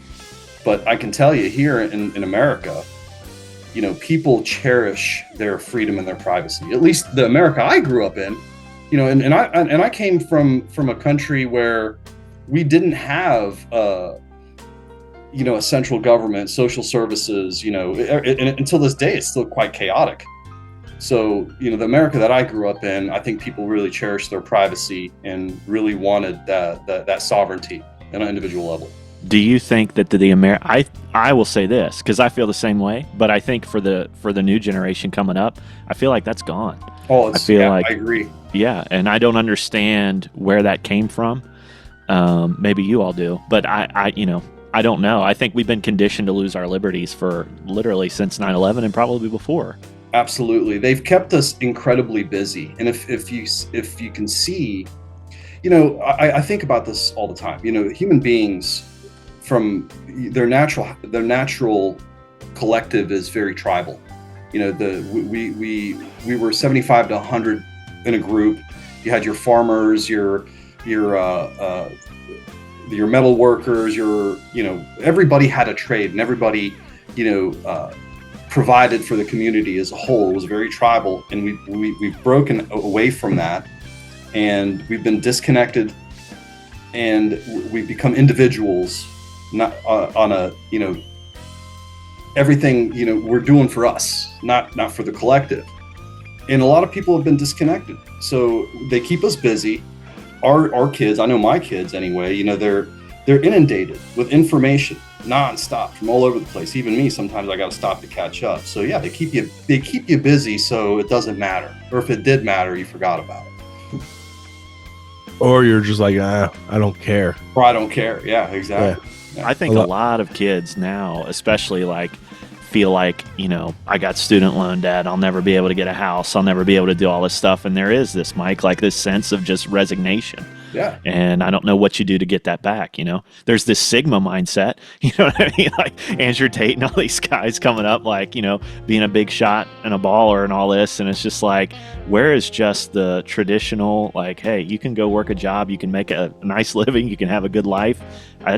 It just seems like hopelessness is running rampant right now. Oh, I agree. That's a great way to put it. It is really a sense of hopelessness, and you can really see it and feel it. It really is. And I think that's been conditioned, though. That's been conditioned into us for years. The Walking Dead. It's you know what I mean? Think about this stuff. Yep. It's just, all that. Yeah. That's what all that, what you were talking about with Twinkle Nuts over there, with all the subliminal messaging through the media. Yeah. And through the marketing. Yeah. What do they say? I don't even know who said it, but it was something that kind of stood out. Hard times produce good men. Produce good men. Yep. Good men produce easy times. Easy times produce weak men, and the cycle continues. But yeah, I mean, humanity is pretty cyclical. We kind of repeat the same patterns over and over again.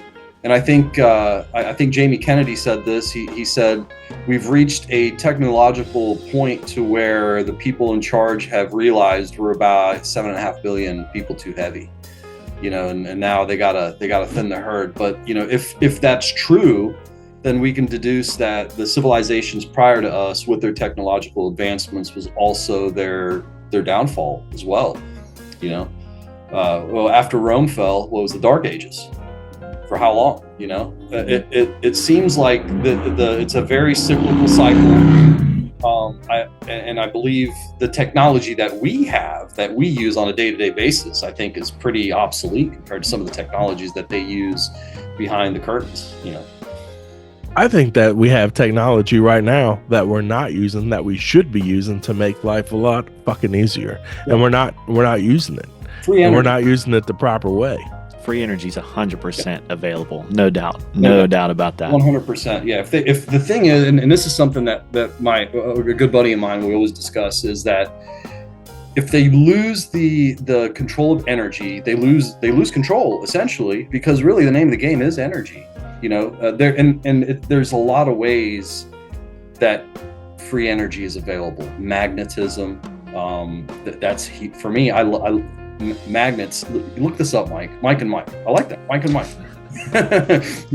Look this up. Magnetism is fascinating.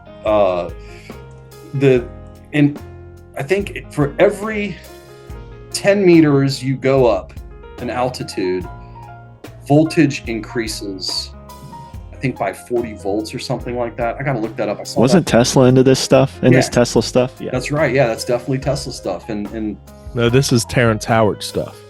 Oh, man, let me tell you, that guy blew my mind. I mean, I thought he was just an actor. And I listened to that podcast twice just to make sure I heard what I heard. Yeah. And it was fascinating, absolutely fascinating. And if true, which he, a lot of the stuff, I looked up some of the stuff that he was talking about, like the table of elements and some of the wave theory that he was talking about. A lot of that stuff is verifiable. So can you imagine? We have this unbelievable technology to kind of unite all of humankind, and it's being suppressed just for control, which I can't understand. Why does anybody want to control anybody else? That shit is so stupid to me. I don't want to control anybody. Why would anybody want to control that many people? That's insane to me. I think with our government, though, it's more of they want to control, but they don't want anybody else getting too powerful, and they're like, I think they're fucking scared. Oh, 100%. Yeah, 100%. And don't judge me. I was a huge Star Trek fan. I still am. I love Star Trek. The Next Generation. I mean, I like Captain Kirk. Don't get me wrong, but I like the idea of the entire Star Trek franchise is that the Federation does not have money. There's no currency. Everything kind of exists in everybody does.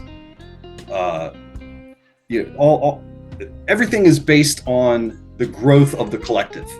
Right. Not in a sense of like, communism or socialism, but I don't know if you guys ever watched Star Trek. It's just one of those things that, if fantasy has brought something like that to us, means that the idea was birthed somewhere. It came from somewhere. Why can't we do anything to where it benefits the entire collective than just a handful of people? And it goes back to power and control, losing power and control. And profit. And profit. Right? Because everything also goes back to profit. Can we make money off of it? That's why free energy. That's another big reason why free energy will never exist the way that we have things now, because you can't make money off of free energy. It's in the name. Yeah, I mean, Kissinger said, Kissinger is famous for saying, if you control energy, you control nations, and if you control food, you control the people. And he's written that in his book. He doesn't, that syndicate does not hide what they were planning. I mean, Klaus Schwab, the WEF, Kissinger was his mentor. The entire WEF idea was a Kissinger idea. A lot of things people don't know about Kissinger is he is probably the single most influential power broker in all of Washington, in all the world, I think, that people really underestimated his ability. A lot of people don't know that Gerald Ford, Nixon's vice president, wasn't actually his original vice president. His original vice president had to resign on trumped up, quote unquote, trumped up corruption charges. And Gerald Ford, who was on the Warren Commission for the JFK assassination, then became handpicked by Kissinger to become Nixon's vice president. Later on, after Kissinger died, it came out in his memoirs that it was actually Kissinger and his staff that tipped off the FBI on the Watergate scandal. And the two people they sent into Watergate happened to be two CIA assets. So, it's funny how all this stuff drips out after the fact, but again, they weren't trying to hide it. It's all verifiable. Kissinger was deep throat? Big time. I didn't know that. I thought it was Ben. I thought it was that win Ben Stein's money. There was a rumor going around he was that guy. Ben Stein, he had a lot of government roles on the economic side, as an advisor. But Kissinger was the broker. He was the proverbial wizard behind the curtain for the longest time in the 70s and 80s. I mean, he opened up the Chinese market. Essentially, the Chinese economy exploded into what it is today because of Kissinger. He opened up the world market to China, but under the impression that they were going to control the Chinese Communist Party to do, I wouldn't say Western bidding, but to be more on a Western leaning agenda because, we opened up the world market for you. But what they didn't calculate is, there's a billion Chinese. I think back then there was like 800 million or 900 million, but still, I mean, you're comparing back then to 180 million, 200 million Americans to 900 million Chinese, and you opened up the world economy. They can build an entire city in 3 months. Back then, what can they do now? So the entire power structure that we see today is a birth of the Kissinger and Brzezinski doctrine, essentially.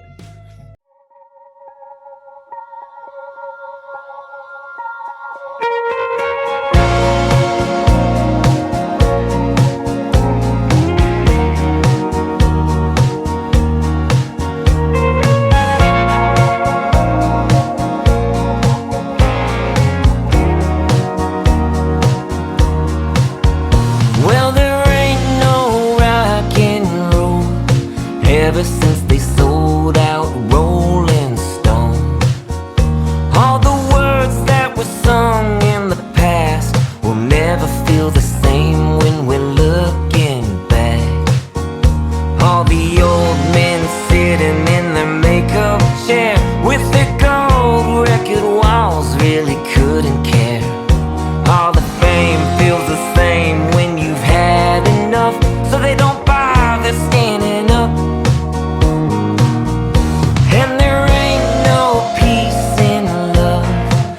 ever since the 60s kids grew up. All the drugs and the girls and the cash. After all the songs, it was gone in a flash.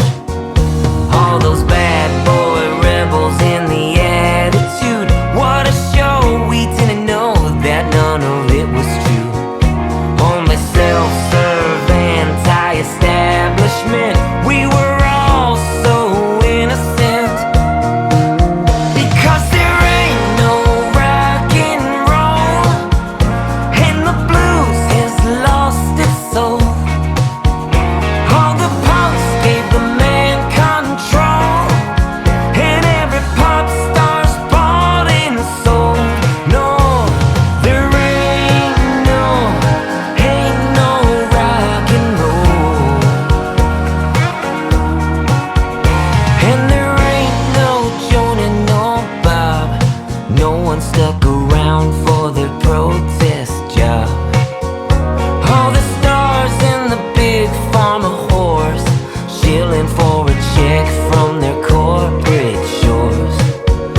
All the actors say what they're paid to say, while the fans take the blame.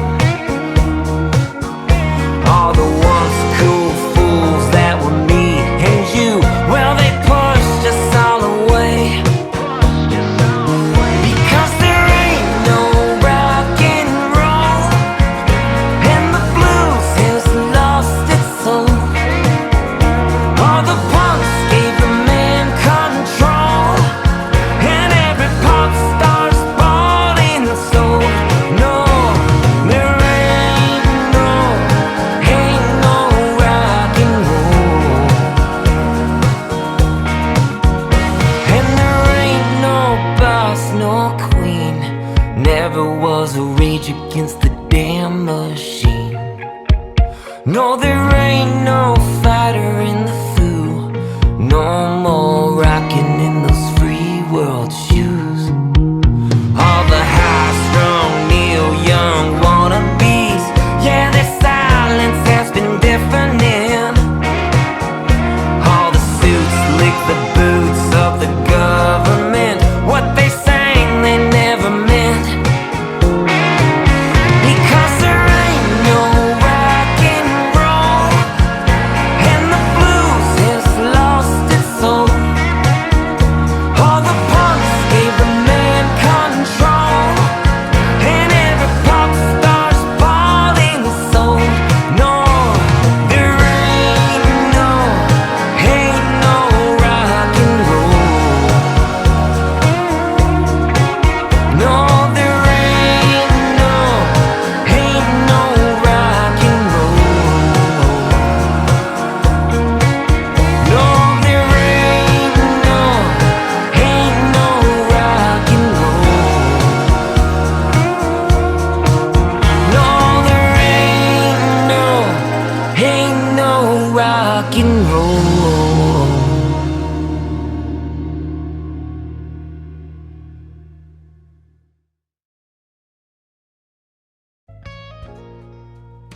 I'm gonna change topics. And we're gonna go through a bunch of different shit real quick here. One, do you guys think that we're being invaded? Are we being invaded currently through our southern border? And people don't talk about our Canadian border, but people are walking right through that motherfucker too. Yeah, you're absolutely right. Invaded in a sense of like in a form where they mean malice to the population of the United States. I think it's a little bit exaggerated as far as, a lot of trouble happening. I think the inevitability is that people are coming to America because we spent the last 50 years destroying their countries, and now that they have an opportunity to come here, I think a lot of these people that are coming across the border are, in essence, conservatives. They're very traditional. I mean, a lot of the Latin America is Catholic, so they're very conservative, very traditional. Now, yes, there are a lot of males coming over the southern border, but even prior to our border opening, a lot of males would traditionally come to the United States to work and send money back home. And a lot of these males that are coming across the border, they still have, they have, they're not like us, have 1 or 2 kids. They have 7 or 9 kids. So they're coming for opportunity. And I think it's going to backfire dramatically on the Democrats, because this is a conservative base that's coming over this border. Are there criminal elements? Absolutely. It's wide open, like you said. Criminal elements are going to seep through there. No doubt about that. But for the majority of the people coming over here, they're coming over here because they're hungry, just like everybody else. And Did you hear about the massive amount of Chinese guys that are coming over? Chinese, Iranian, Pakistani, Indian. Yeah, I'm seeing a lot of those videos on the Texas. There was this. I can't remember who it was now, but they had this video on. It had to have been Rumble, because it would have been taken off of YouTube. But they basically were showing down in Panama. These guys had so you had the traditional movement, migration north of who you would expect from South America and Central America, people coming up to go into the United States. And then they had a separate camp off to the side that was better tents, better porta potties, all the better equipment, all that stuff. And it was 100% all Chinese dudes. So they're sending them. So tell me where they're coming straight from China and going going where and coming up, coming into Panama, through the canal there, and then coming through the land there up and marching north. There's a lot of NGOs that are giving logistical support, maps, food, money. It was just weird how they had them. It had the two separated. They had their own separate, and then the guys would go over and interview the Latino guys and stuff, and they're all happy-go-lucky playing their guitar, hey, we're going to America. And then they go over to talk to the Chinese guys, and they would shove them to the ground and be get out of our face, don't even talk to us. So is it military? You know what I mean? Is it military? Well, in that video, that's what they were. The conclusion that they came to, that they were thinking. But they have. Did you know this? They have. I know. You probably know this, but they have actual Chinese police stations in the United States. Did you hear this? Yeah, they busted down a few of them in New York. One in the Bronx and one in Queens. They closed down 2. They called them consulates, but a couple of the videos that I saw, these people were uniformed very much like police officers. Yeah. I've never seen consulates dressed in uniforms like that. Usually they're in something, a suit. Well, what are they doing? Just with Chinese people?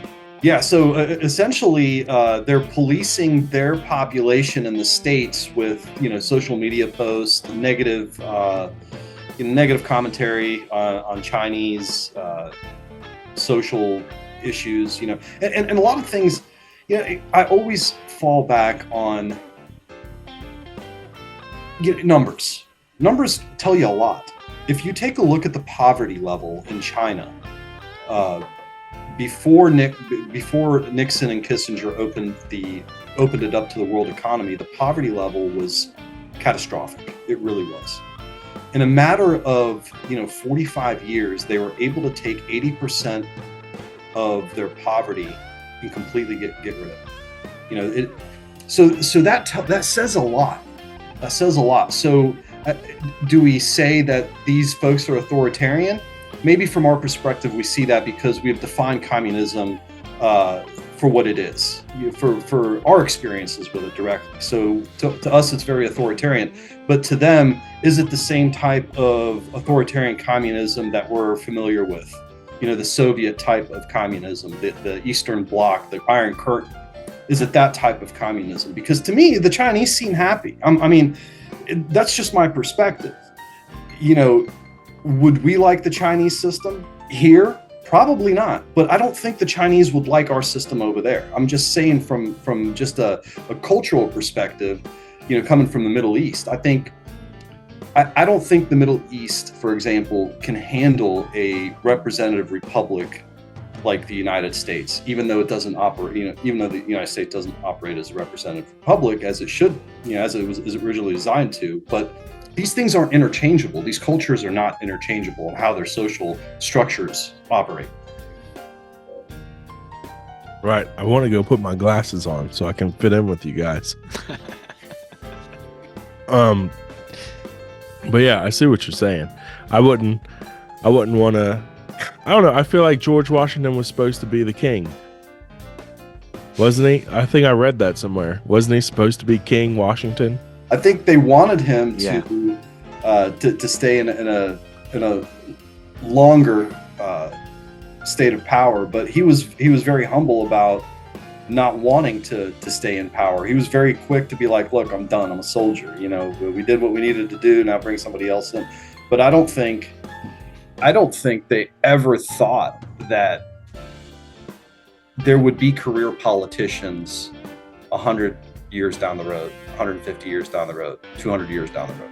That we literally have people. The median age in the United States, I believe, is 38. And I think the median age in Congress is like 72. Yeah. So there's a huge disconnect there. Public servants that have a maxed out salary, I think the largest salary in Congress is $210,000, and depends on what committees you might chair and what other responsibilities that you might co-chair. But a lot of these people are multi-millionaires to the umpteenth, while the society around them is burning. Are they getting kickbacks and stuff, or how are they making that money? Yeah, I think it began with Citizens United when the Supreme Court ruled Citizens United and gave corporations, personhood. Now corporations are people. So now we can donate to. Essentially, they've made government available to the highest bidder. And dark money. I think that's called that. Dark Absolutely. money or something like that. Yeah. Absolutely. Yeah. So there's no longer an interest to implement policy because of your constituency, what your platform was that you got elected for. But then again, we don't have any kind of consequences if we elect a politician in our district or in our state or at a federal level for our country that they run on a platform. We vote them in the office on this platform. They don't follow this platform and there's no consequences. There needs to be a mechanism where we can remove these people, or these people can get charged for, something. It just doesn't make any sense to me that their approval ratings are so low, but somehow, some way, they are still in office. It's the most fascinating thing to observe.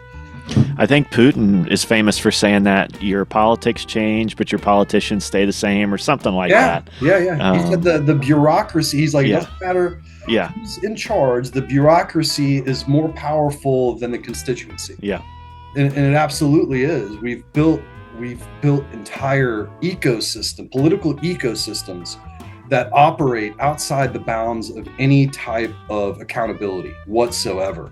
Mike's going to be Mr. Smith Goes to Washington.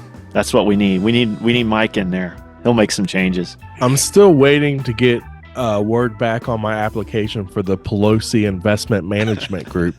Hey, that's gold right there, man. You could make a fortune. There isn't a hedge fund or an investment bank in the country that has a return as a elected politician. That's right. There isn't one. You get out of here with the Merrill Lynch's and your Charles Schwab's. Give me a Pelosi investor. That's what I want. Yes, I've got a T-shirt, with our merch, social. What's the name of my pod? Soberless Thoughts. Soberlessthoughts.com. Go to the merch tab. You can find our Pelosi Investment Management Group T-shirt. Yeah. It's there. Anyways, it's insane. It's insane that you can have a income that's supposed to be like $150,000 a year, and you bring home like $4, $5, $6 million. She's up $40 million this year in the stock market. She went long on Nvidia, which is is it public information? Is it public information to see exactly what they invest in? Her shit? No, her investments are based on policy. You know, right? But can I see like when she's like, oh, I'm going to sell this and buy this? Can anybody see that? There is actually a website, man. I used to go to it all the time. Somebody actually went out and made a website. All they do is follow trades, political trades, politicians' trades, and it's pretty fantastic. When I find it, I'll send that to you. It's actually really cool. Yeah, I used to go send through that it to all me the time just to that's see, you know, where these people are investing. But you can see where they invest today, and you can count. You can pretty much deduce from what they've invested in where policy is going to head 6 months down the road, just from the movement they've done today. There's this idea.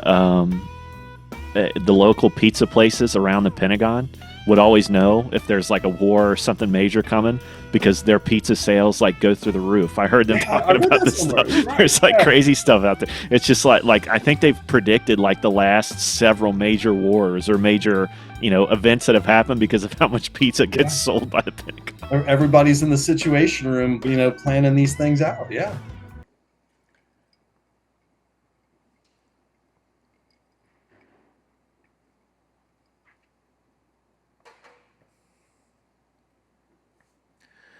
Am I the only one here tonight, shaking my head and thinking something ain't right?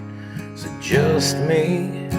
Am I losing my mind? Am I standing on the edge of the end of time? Am I the only one? Tell me I'm not. Who thinks they're taking all the good we got? Turn it back. Hell, I'll be damned. I think I'm turning into my old man. Am I the only one willing to bleed or take a bullet for being free? Screaming what the fuck at my TV for telling me, yeah, you're telling me that I'm the only one willing to fight for my love, the red and white and the blue. Burning on the ground, another statue coming down in a town near. Watching the threads of old glory come undone. Am I the only one not brainwashed, making my way through the land of the lost, who still gives a shit and worries about his kids as he try to undo all the things he did? Am I the only one who can't take no more screaming? If you don't like it, there's the fucking door. This ain't the freedom we've been fighting for. It was something more. Yeah, it was something more. Am I the only one willing to fight for my love of the red and white and the blue? Burning on the ground, another statue coming down in a town near. Watching the threads of old glory come undone. I'm not the only one.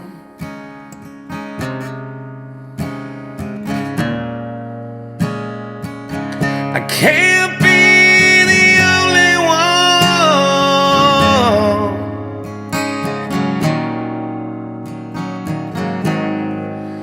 Am I the only one who quit singing along every time they play a Springsteen song?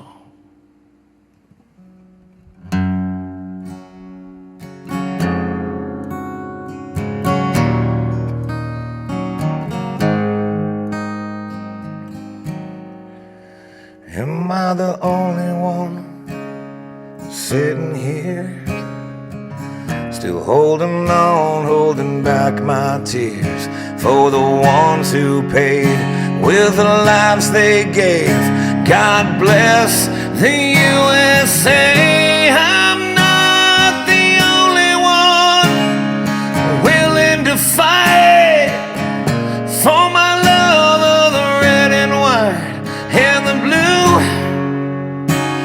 Burning on the ground, another statue's coming down in a town near you. Watching the threads of old glory come undone.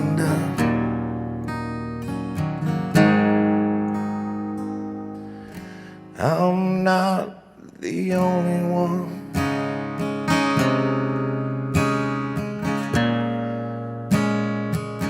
I can't be the only one.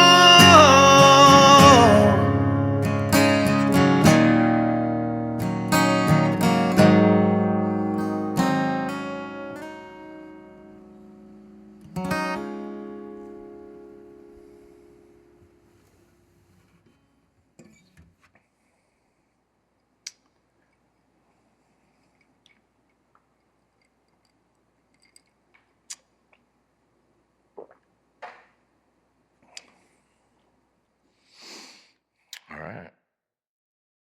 Speaking of war, let's talk about Ukraine and Russia for a minute. Why does Ukraine need permission from the United States? This just happened today, or either today or yesterday, where they announced that Ukraine now has the permission from us to use NATO weapons in Russia, like on Russian soil against Russians, which might lead to World War III. I don't know. I think they're trying to push that. I think they're trying to push World War III onto us. Yeah, I think they're in a very tough situation. You've got isn't Ukraine like our like one of our states basically though at this point? It's our 52nd state from what I understand. It might as well be. But you know they're in a tough spot. You have across the Western industrialized world excess mortality, huge excess mortality. We all know what it is, right? We all have an idea at least of what it is. But you have a ton of deaths. When did excess mortality start? Excess mortality. There's a graph. I'll send you this too. Actually, right early 21, which was right at the debut of the jabby jab. Yeah. So you've got a big excess mortality, and coincidence. Yeah. You know, we don't know what it is. Cancer's up 500%. Something like I've never that. heard the of vaccine, the COVID vaccine. Michael, Well, I've heard of that, but what's excess mortality? What's that? Excess mortality. So every country's health ministry or health department graphs out or has an expectation on how many people are going to die from various age groups throughout a calendar year. So there's now excess deaths as far as simplified example. They have an expectation of 10,000 people between the ages of 18 and 25 dying in a calendar year. Well, now it's 40,000, and it's excess across all age groups now. On top of infertility, two countries that are now having issues. Japan has more deaths than births now. Yep. I can't remember the other country it's in. I heard like maybe 2 generations away from not existing. That's exactly right, man. Yeah. It's pretty. And Japan has, I believe, a 90% vaccination rate. They have one of the largest vaccination rates next to New Zealand.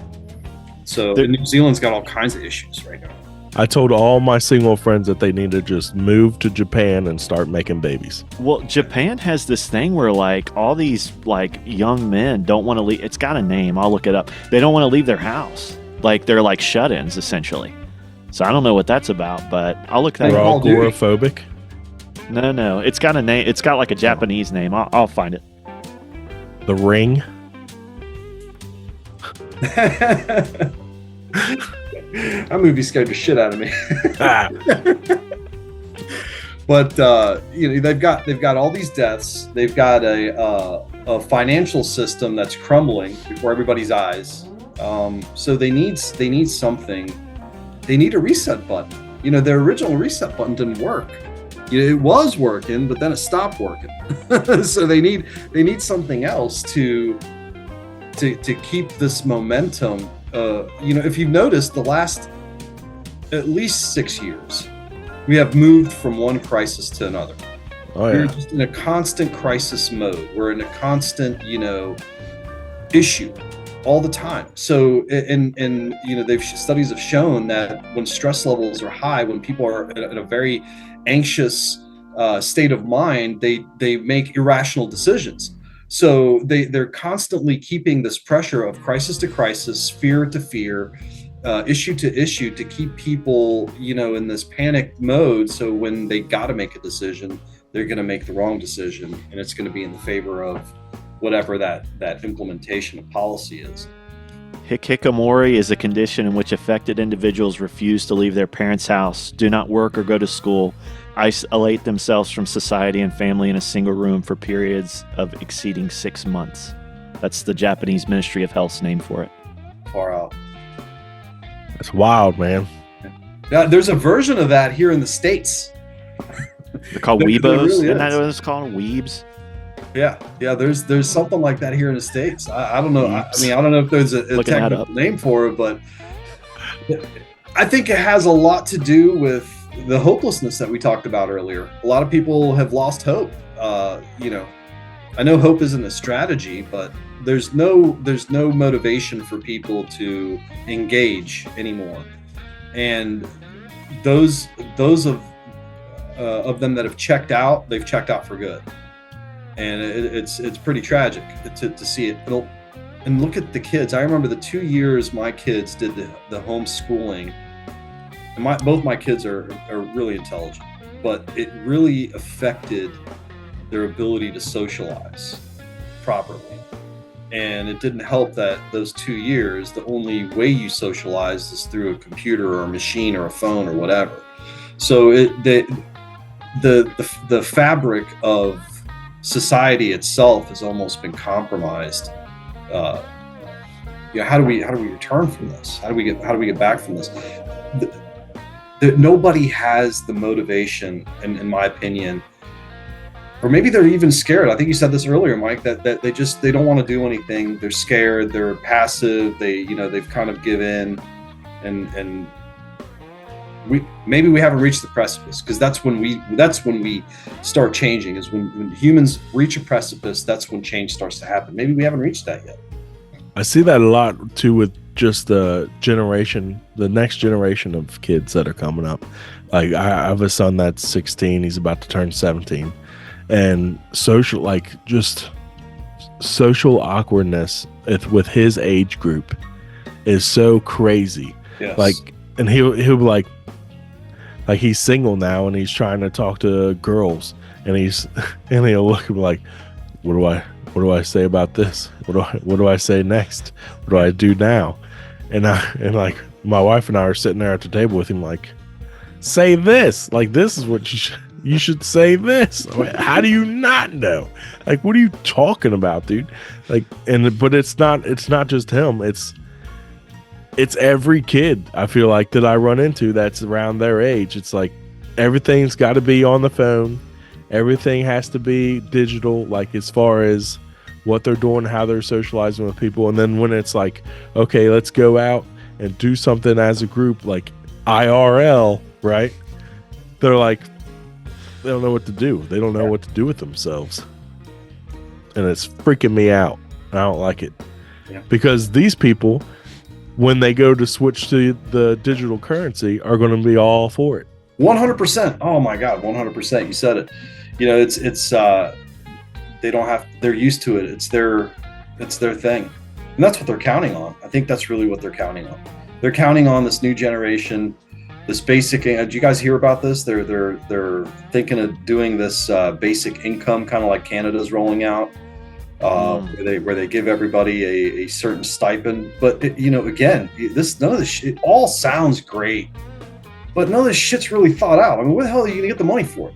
I don't think any of it sounds great. I think it sounds horrifying. Well, I mean, when I say it sounds great, like oh, they're thinking of people so they can afford to buy eggs or milk or whatever, but in reality, it's a trap. They want you to think that we're doing this because we care about you, but in all actuality, it's a trap. Yeah, it's a control trap. Is exactly what it is. That's exactly what it is. And I see the same thing with my son I was just talking about and his mother. And let's talk about the ex for a minute, okay? Because I'll see the exact same thing with him, with her, and with her paying. Okay, he has a new car that he's driving, right? But her thing is, I'll pay for your gas. You don't have to worry about paying for gas. I'll pay for your gas. Well, he can't drive anywhere because he don't have gas. And that's on purpose. I'm like, when's the last time you just got in your car and took a ride? Dude, when I was in high school, I used to get in my car and just get lost. Yeah. I'd be gone for hours, just not even know where I was. And I'd have to ask for directions at one point. We had maps back then in a book. We had to flip pages and shit. Yeah. Big book. No idea.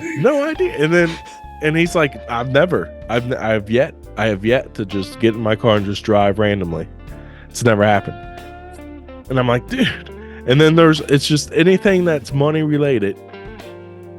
And he's basically dependent on her for whatever money it is. It's a control mechanism. And he don't see it, or he doesn't want to see it.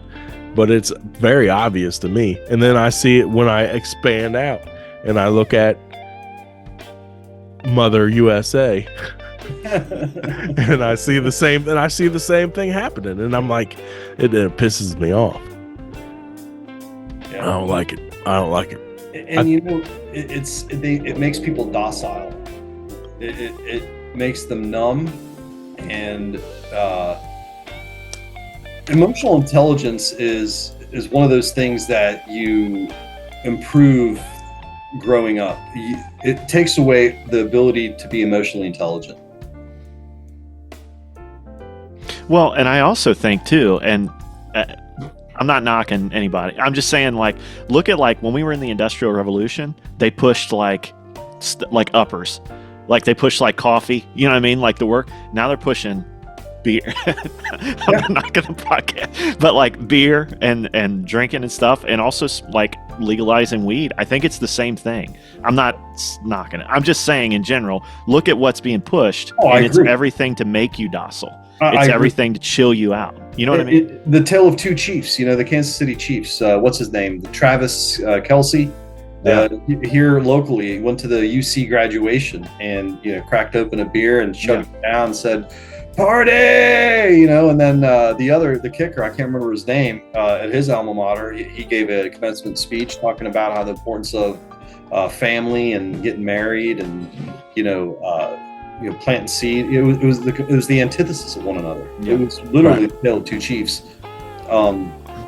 And you can see that. You're absolutely right. If they can make people, and that's really, if you take a look at civilizations in the past, when they start to reach that end point, you see that in their society. It's very, very obvious. Yeah, I agree. Well, I always remember, I'm good for this quote like once a year. So Mike, if I've said this, I'm sorry. But there was a book we read in high school. It was How a Slave Became a Man by Frederick Douglass. And he wrote when, I won't go into the whole story, but he said that when he was a slave and he would watch the other slaves. And once a year around Christmas time, they didn't have to work. They played like sports and stuff like wrestling and stuff. And his whole thing was this whole idea of give them bread and circus and they won't revolt.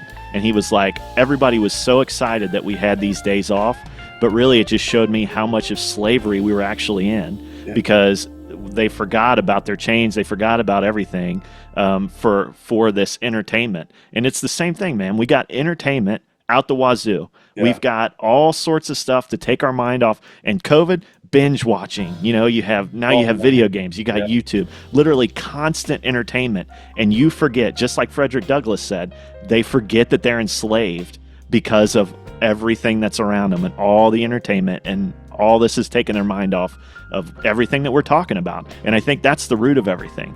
Everybody it's a not to steal this, but prison planet. You know what I mean? Oh, It's you're like- right. It's like, Hyper distraction. yeah, right.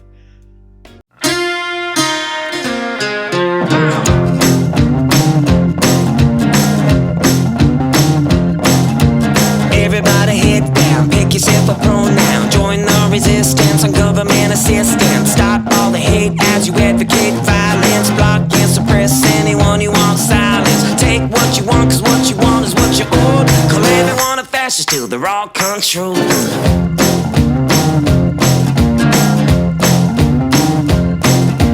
Preach in the street for the Communist Party. Pro-choice, no voice, never mind the heartbeat. Dictate, race bait, agitate, mandate. Dress and drag and burn the flag, then run and find a safe space. Tell us how you feel until we give you what you need. Call everyone oppressor till they're on their knees.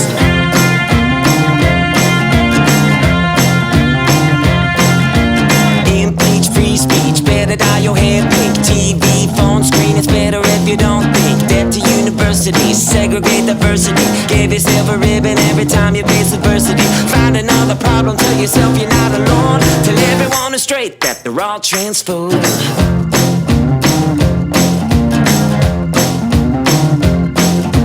Defund police, no guns, oh please. Fight for your right to start a war until there's no peace. Take it down, tear it up, it's in the name of progress. Make the rule you never lose till everything is lawless. Tell me what they're thinking, how to feel and where to go. Cause everyone's a fascist till they're all controlled.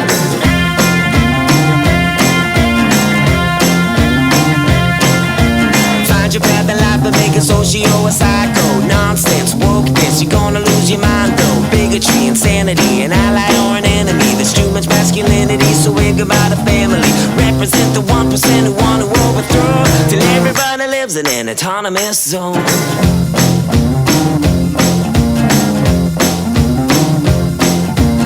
Act tough, steal stuff, smash another window. Loot store, get more, grab another brick throw. She, her, he, him, they, them, they, them. Women are the men now, and the men are now the women. Make yourself a slave until you feel like you are free. Dig yourself a grave for the American dream.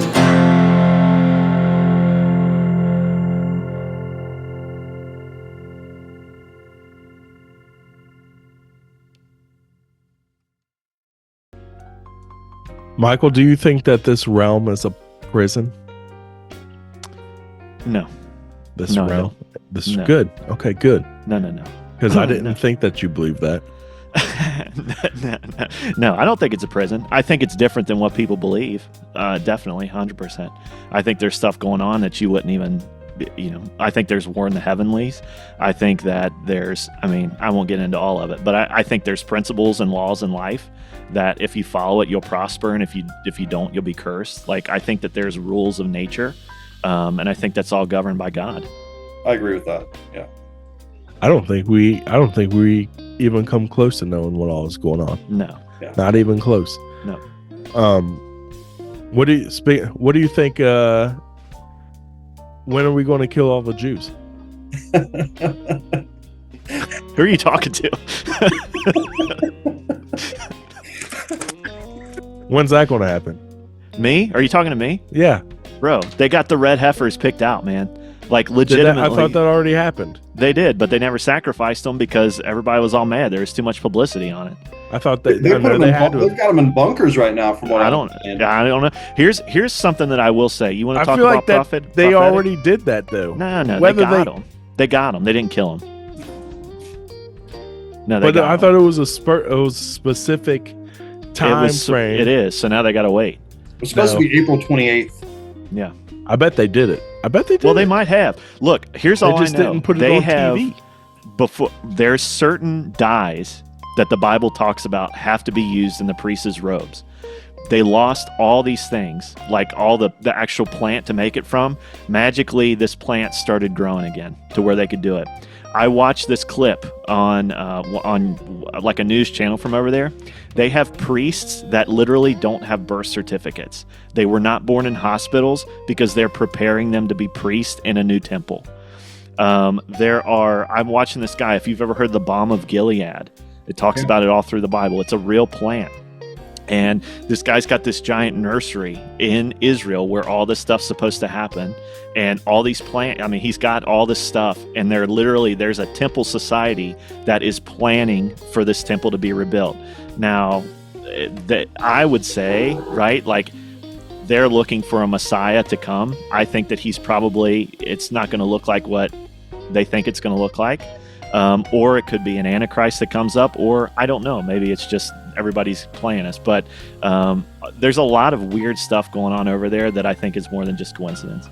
I agree 100%. You know, when they found the Dead Sea Scrolls, they also found the urns of the previous sacrificial heifers, and you know they need the ashes of the previous sacrifices to mix in with the current sacrifice for them to be able to build the temple. I didn't even know about that.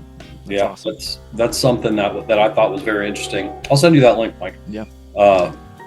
So tell me what all is really going on. You know, over there. I need to know. I don't know. It's one of those things.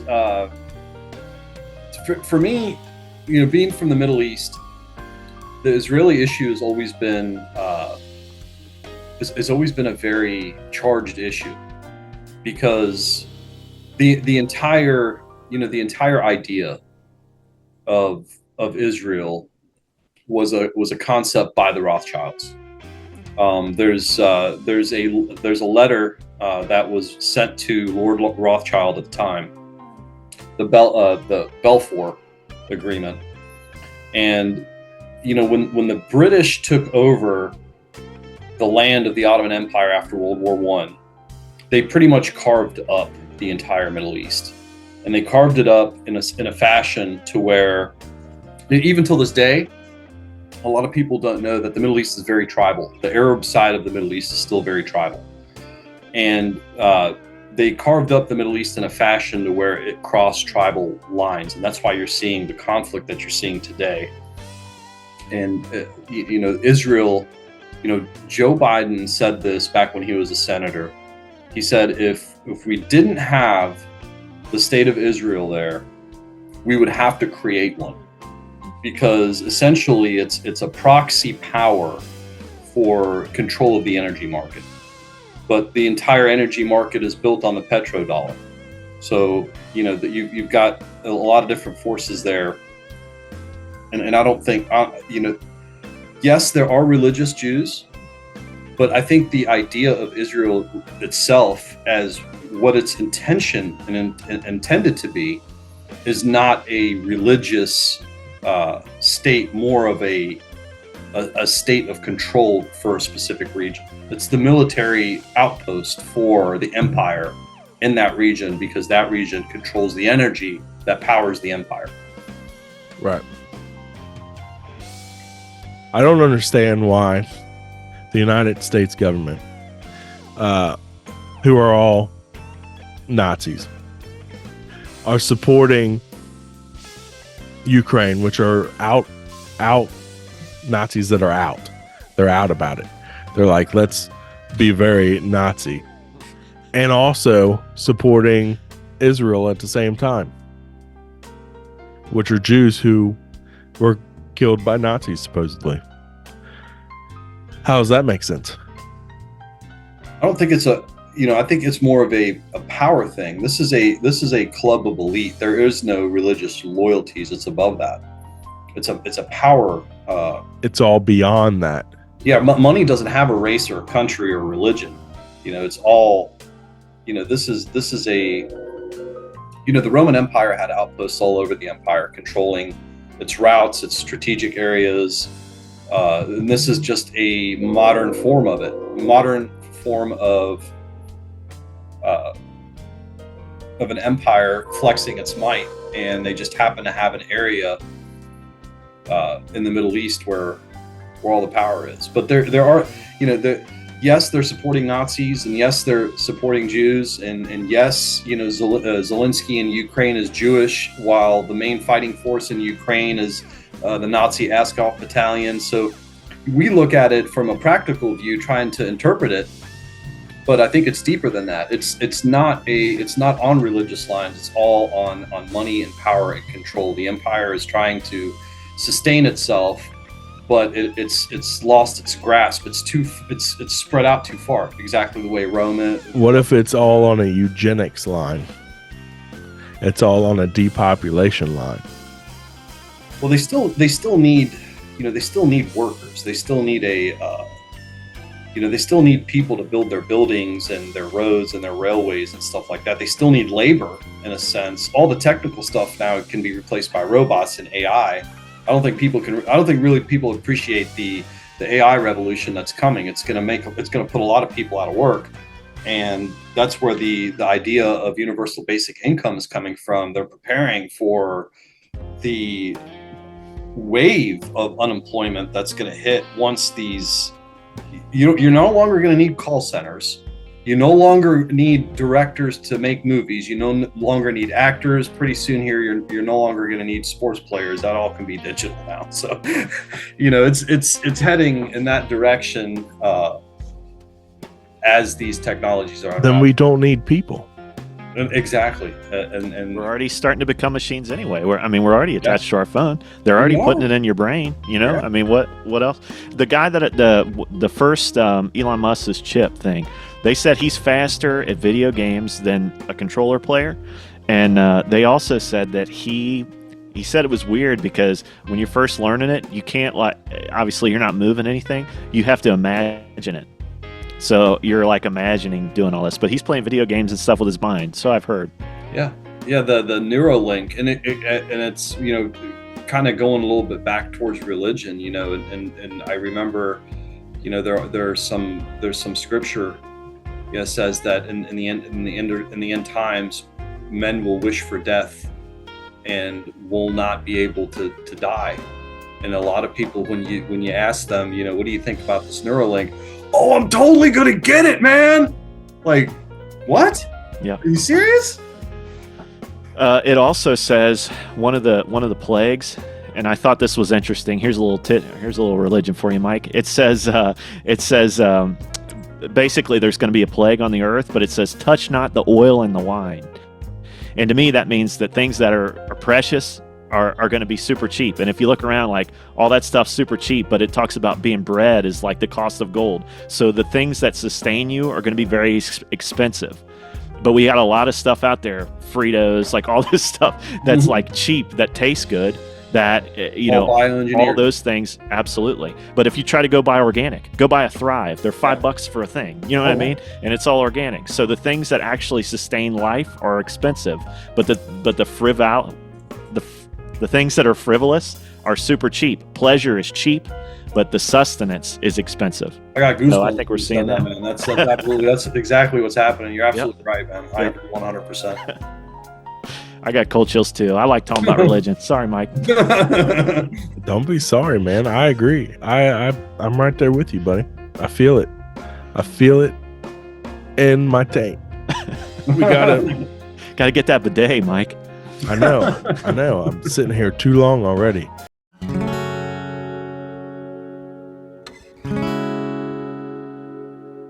Let's go.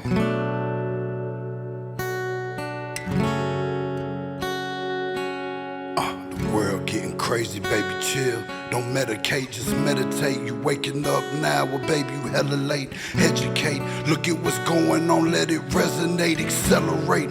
Find your inner hunger like you never ate. Agenda is to push the hate. Separate and segregate, don't celebrate quite yet. The storm is coming, cue for heaven's sake. Violence that they demonstrate, instigate and penetrate the values of our country. And our God is what they desecrate. My fighters ain't no featherweight. Pulling out the seams of the fabric that they fabricate. They feed us lies, manipulate, intimidate through fear and force, forcing us to sit and wait till we come together, congregate, and then we liberate. Praying that you give me strength to find some love amongst the hate.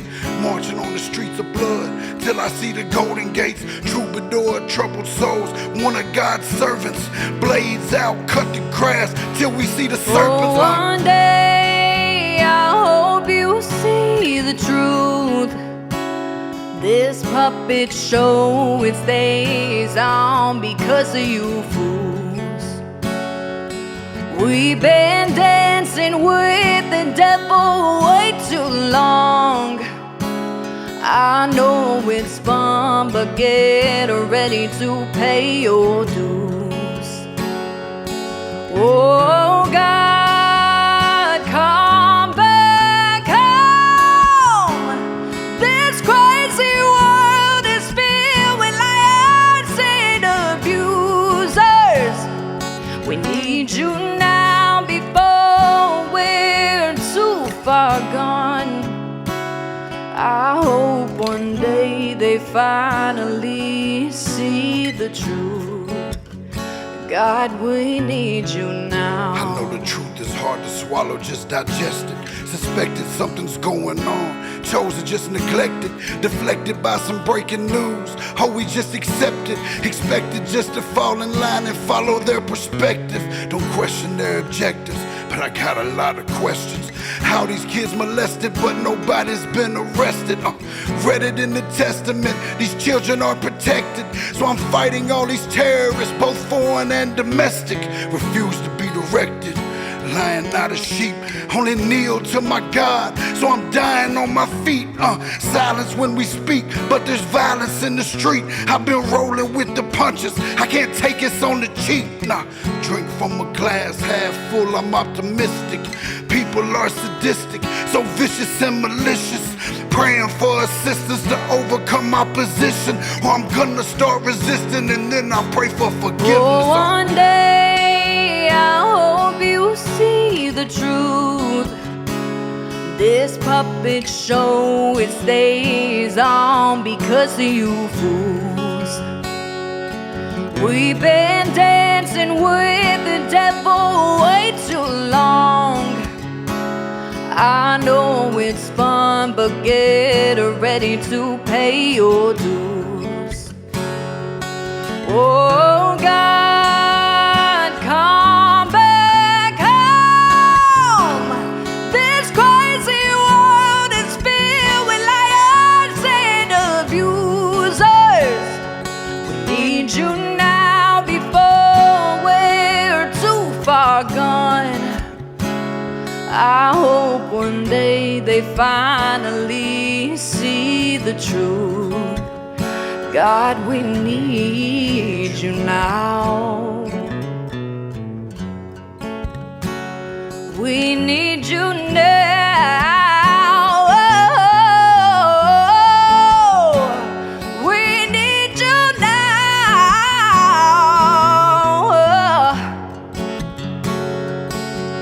One day.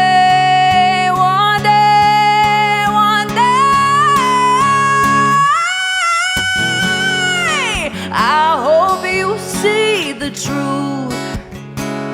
This puppet show, it stays on because of you fools. We've been dancing with the devil way too long. I know it's fun, but get ready to pay your dues.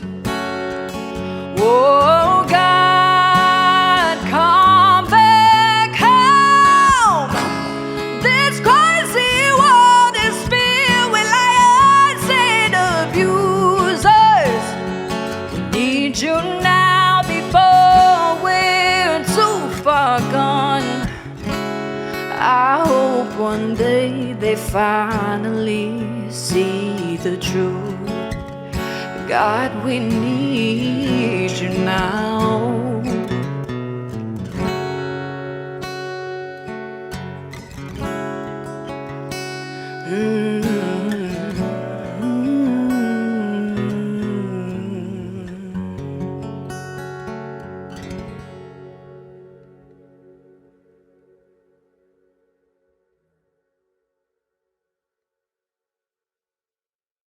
I want to talk about the Atlantic Ocean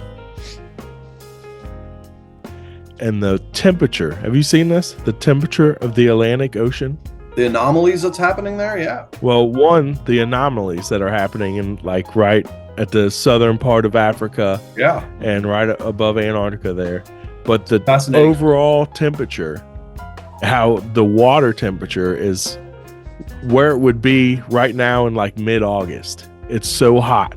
It's like the hottest it's ever been this time of the year ever that they've ever recorded. I haven't heard this. Which means that hurricanes are going to be off the hook this year, supposedly. And I think it'll be right in time for the election, right? Yeah. Right? It's frightening, these projections and these anomalies that are happening in the South Atlantic. You know, I absolutely believe that they have weather technologies. They were using weather technologies in Vietnam. You know, there's nothing that they're hiding. They had a cloud seeding technology that was started in NASA in the early 90s that continued on, and then they lost funding in the early 2000s after 9/11, and they needed more money for the global war on terror. So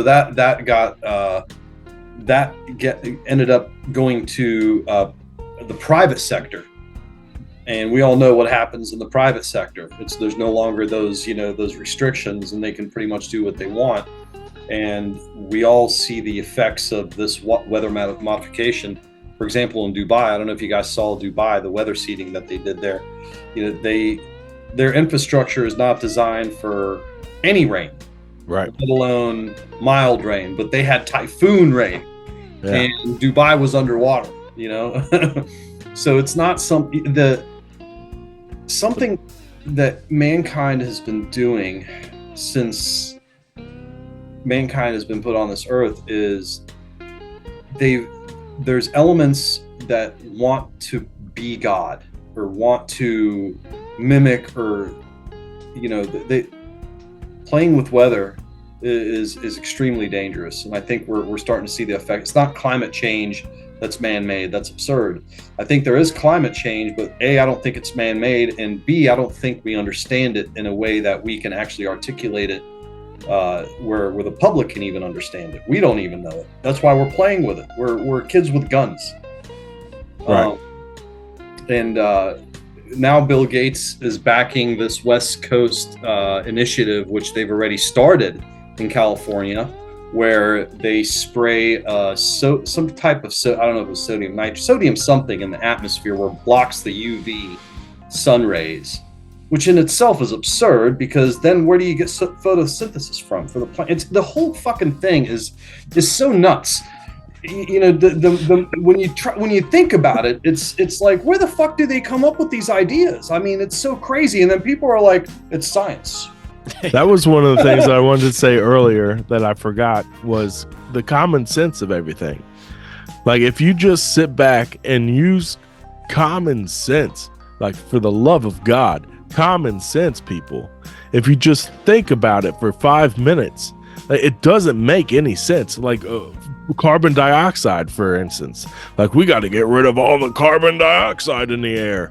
Like, do you understand that's what the plants breathe? That plant food, yeah. Like, are you kidding me? If it goes any lower, the plants die. A lot of people failed basic science class in high school, and that's really not even saying much given our education, but that's basic shit. Right. But is common sense learned behavior?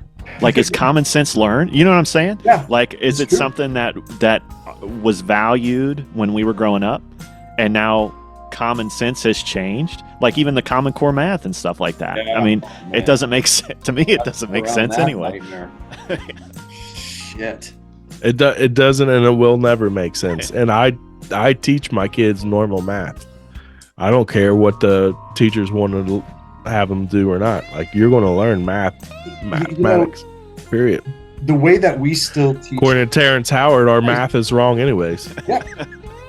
Terrence Howard, he's somebody needs to call NASA and hire this guy. Yeah. What was that movie he was? I just thought he was in. Here, I'm going to look up his movie. Well, he was in the first Iron Man movie. That's right. Yeah. He was in. He was a gangster in something. Here we go. Boardwalk? Is that what I think it was? Yeah. He was in Shirley. But no, there's a TV show that he was in recently that he was the main character in for a while. Yeah, he came out of left field with that stuff. Yeah. But I mean, I don't know. It's just, you're right. Common sense is probably something that you learn.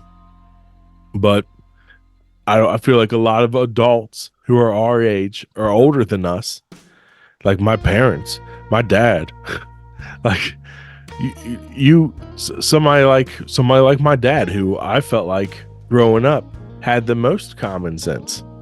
Like he was always one that taught me that I needed to critically think about things. And they never had as much value on school as we, it's like there's more and more. Go ahead, Mike. Sorry. But then 4 years ago, all that went out the window. And then I look at him like, dude, why aren't you thinking? Like, why aren't you thinking about things? Like, and he looks at me like I'm an idiot, like I'm crazy, like I'm a conspiracy theorist. Like, what are you talking about? And I'm like, you're the one who told me to don't believe everything that you see on TV. Literally an exact conversation I've had. Yeah. Like, believe nothing that you see and half of what you read or whatever it is. Yep. And I'm like, you're the one that taught me that. And now you're the one over here going, I got my flu shot and my COVID shot on the same day. Yeah. I don't know why I feel like shit. The baby boomer generation had a lot of trust. They were invested heavily in Big Brother in a way that they'll guide them, to the right path. But, I hate saying it, but my dad's the same way too. When I talk to him about this stuff, A, he's like, you think about this stuff too much. And then B, he's like, nobody can control things on that massive a scale. So they're very disconnected. Yeah. I don't know if that's just a state of denial, because maybe they've got that guilt that, sometimes, I don't blame, there's no handbook to be a parent. Right. So, did he know and just didn't want to, tell me? Maybe. But I'm the complete opposite. Like I've red pilled my kids. I've got a 16-year-old and a 15-year-old. They're very much aware of their surroundings. I love my parents. I think they did the best they could for immigrants coming from another country to try to kind of piece together a life in a strange place with a different culture, different people, different language. I think they did their best, but I think they were naive, because we all are when we all are at some point, and they did the best that they could do. But yeah, they a lot of us, hindsight's 20/20. Yeah, my dad lost me when he was telling me a few weeks ago that Putin is like Adolf Hitler. And I was like, I think he's just a little misunderstood. And he just looked at me like, it's that embedded Soviet era. Like, are you kidding me? It's just a little misunderstood. Like, I don't know. Have you listened to what he talks about? It kind of makes sense to me. What? Do you guys think that we have any type of the caliber of a diplomat such as Putin? To me, don't get me. I don't think anybody on that gets to that level of power has a clean state. I don't believe that. But I also believe that there's got to be some level of civility and diplomacy, and I don't think the United States has even anywhere near close that level of like mature diplomacy left. I want to believe there's like some undercurrent that really is handling everybody and knows what's going on and actually has diplomacy, but it's using everybody. But man, I sure don't know.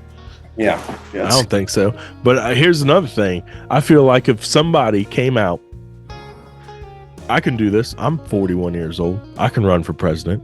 If somebody came out and ran for president and said, I'm closing the borders, no more money for any outside countries, period. Everything's going to us. And everything's staying us. We're keeping all of our troops here. We'll protect our borders. We're bringing everybody home. And we're not spending any more money out. We're just doing our own thing. Everything's going to be made in USA. Everything. Like, if somebody came out and said that in our current climate of what's going on, they'd call you a Russian or Chinese sympathizer. I think Didn't they Trump get all the say votes. No, he don't say that either. I thought that's what he ran on. No, he don't. No, he don't do that. You're talking about Teddy Roosevelt. I don't think Teddy Roosevelt could have got elected. Great president. Yeah. I feel like that's something that we need. Something that, but nobody will ever do that now. Well, Because we're bought and paid for. Go ahead. Sorry. I mean, isn't that what the Chinese and the Russians are essentially doing? Yeah, and that's what we should do too. Walk softly and carry a big stick. Yeah. Isn't that what they said? Yeah, but The Rock ain't going to do it. He tries to walk tall, but it's not going to happen. It's a great movie. It's a great movie, though. It is. It is. What are your all's thoughts on the entire Middle Eastern escalation? I mean, not just in Israel, but today the Yemeni Houthis struck and hit the USS Dwight Eisenhower in the Red Sea, the USS the super carrier. So it seems like things are kind of spinning out of control. What do you guys think? I mean, I think it's been escalating because we're the Cobra Corporation. We are the evil villains. We've been over there doing our shit for years and years and years and years now, and they're finally like, enough is enough. I've had enough. And I think the whole reason why we even went over there was, one, oil, but two, I think a lot of it has to do with our history that nobody wants to talk about. That nobody wants us to know about. And the Aryans? Is that what you're talking about?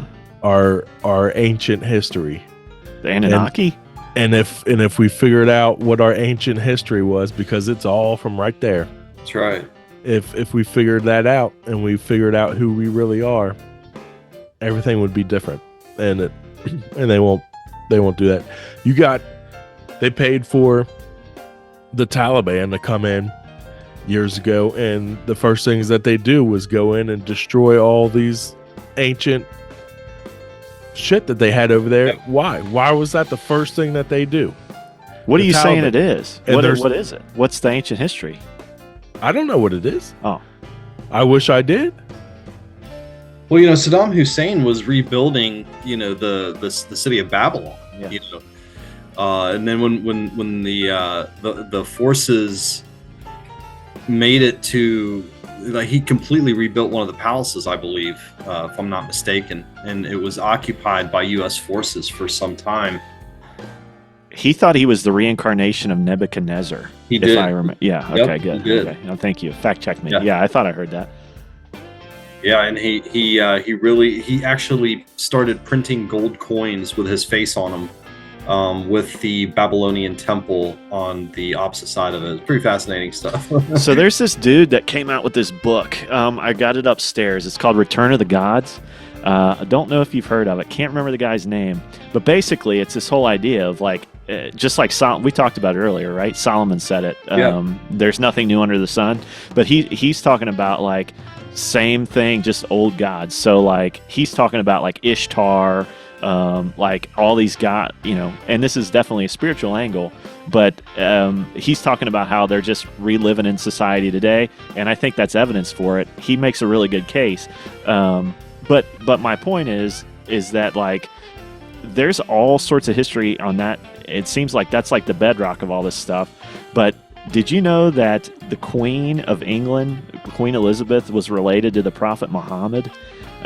They found that in her bloodline, and Iran is another name for Aryan.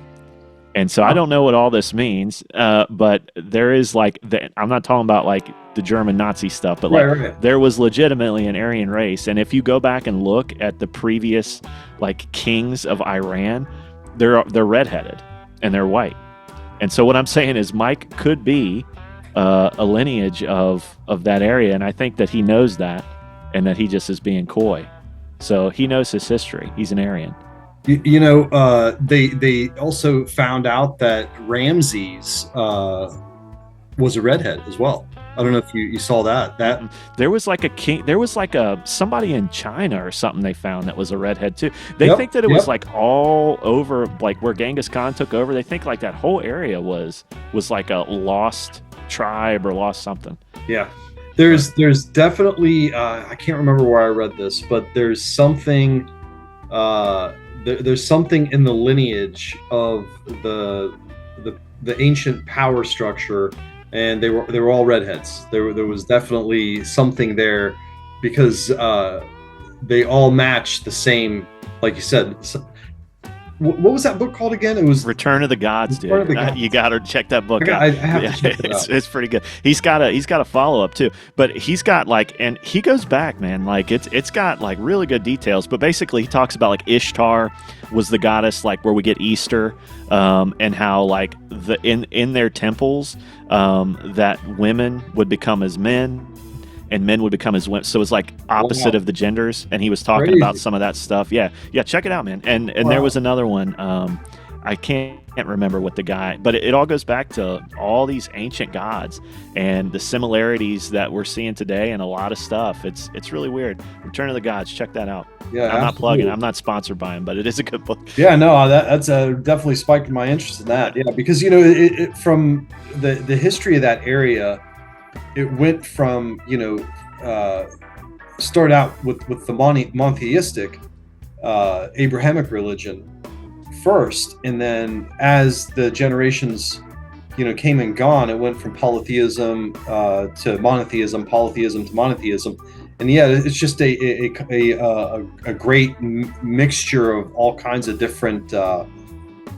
Man, I gotta check that book out. Yeah, check it out. Definitely spiked.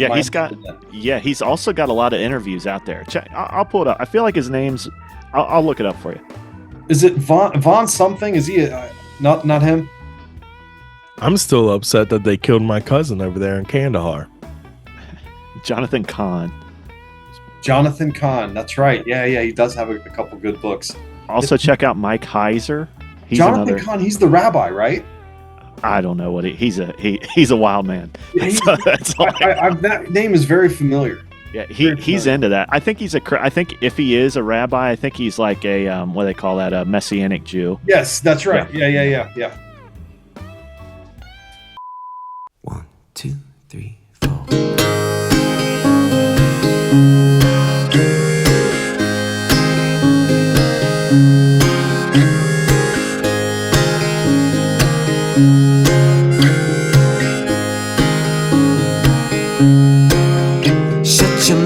Get in line, just behave or pay the fine.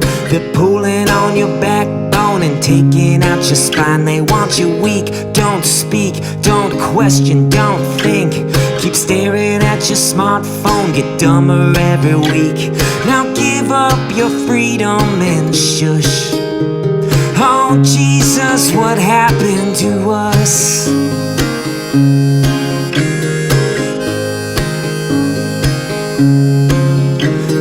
Church, kill your faith, judge the skin and learn to hate. Make yourself the enemy, but call yourself a saint. Learn the rules, be a fool. Remove your kid from school and apologize for everything. Apologize for you. Now give the TV all of your trust. Oh Jesus, what happened to us?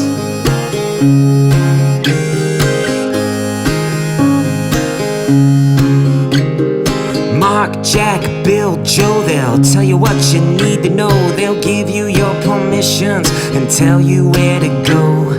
Lights, camera, action, edit. We're so pathetic. You believe it cause you watched it. You believe it cause they said it. Now everybody stay home and rust. Oh Jesus, what happened to us?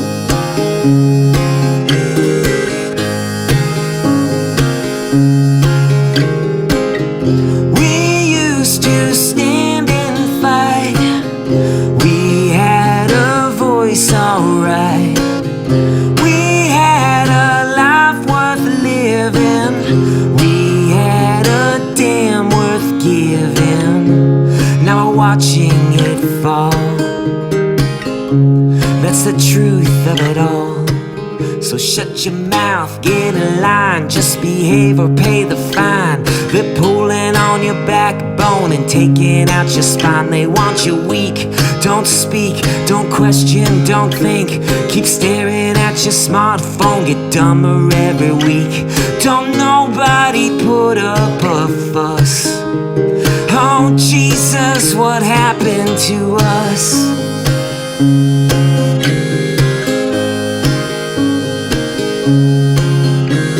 Oh Jesus, Jesus, what happened to us?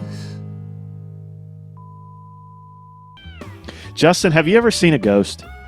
I was waiting to drop that in at the end. I don't know how far along we are. No, I can't say I've seen a ghost per se, like in a physical form, but I can say that you know how if you know when somebody's standing behind you, or you know if somebody's looking at you, or if you have a sense that someone's around you. Like I've absolutely sensed that to in a way that I can't really describe. Yeah. Mike, you've seen ghosts? I've experienced the same. I think so. I saw something weird.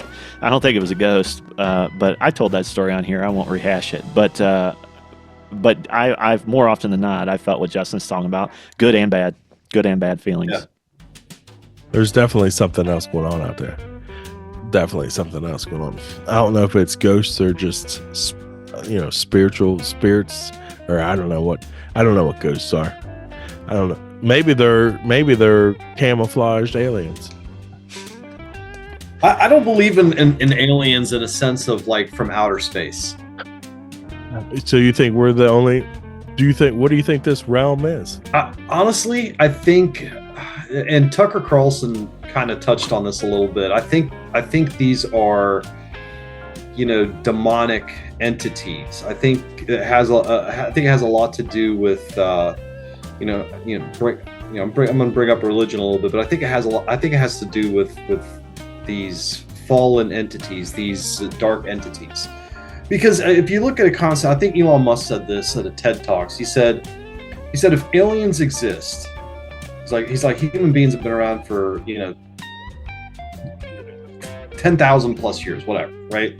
He said if aliens exist, they're either everywhere or nowhere, and either outcome is equally terrifying. I think they're everywhere. I believe they're everywhere. But it's very interesting, aliens is a topic. I probably dated a couple of them. Well, what do you mean by alien? I think that's the other thing too, right? Right. Like, are we talking Not about from this planet? Well, what about dimension? You know what I mean? Sure. That's absolutely. Dimensional beings. I think that's very absolutely possible. Yeah. For sure. We live in a 3-dimensional world, right? You get somebody that's a 4th, 5th dimensional person. They could just walk in and out of our reality. You don't know. Well, that's probably right? Every single time that I get ghosted. That's what happened. What happened? What'd you say?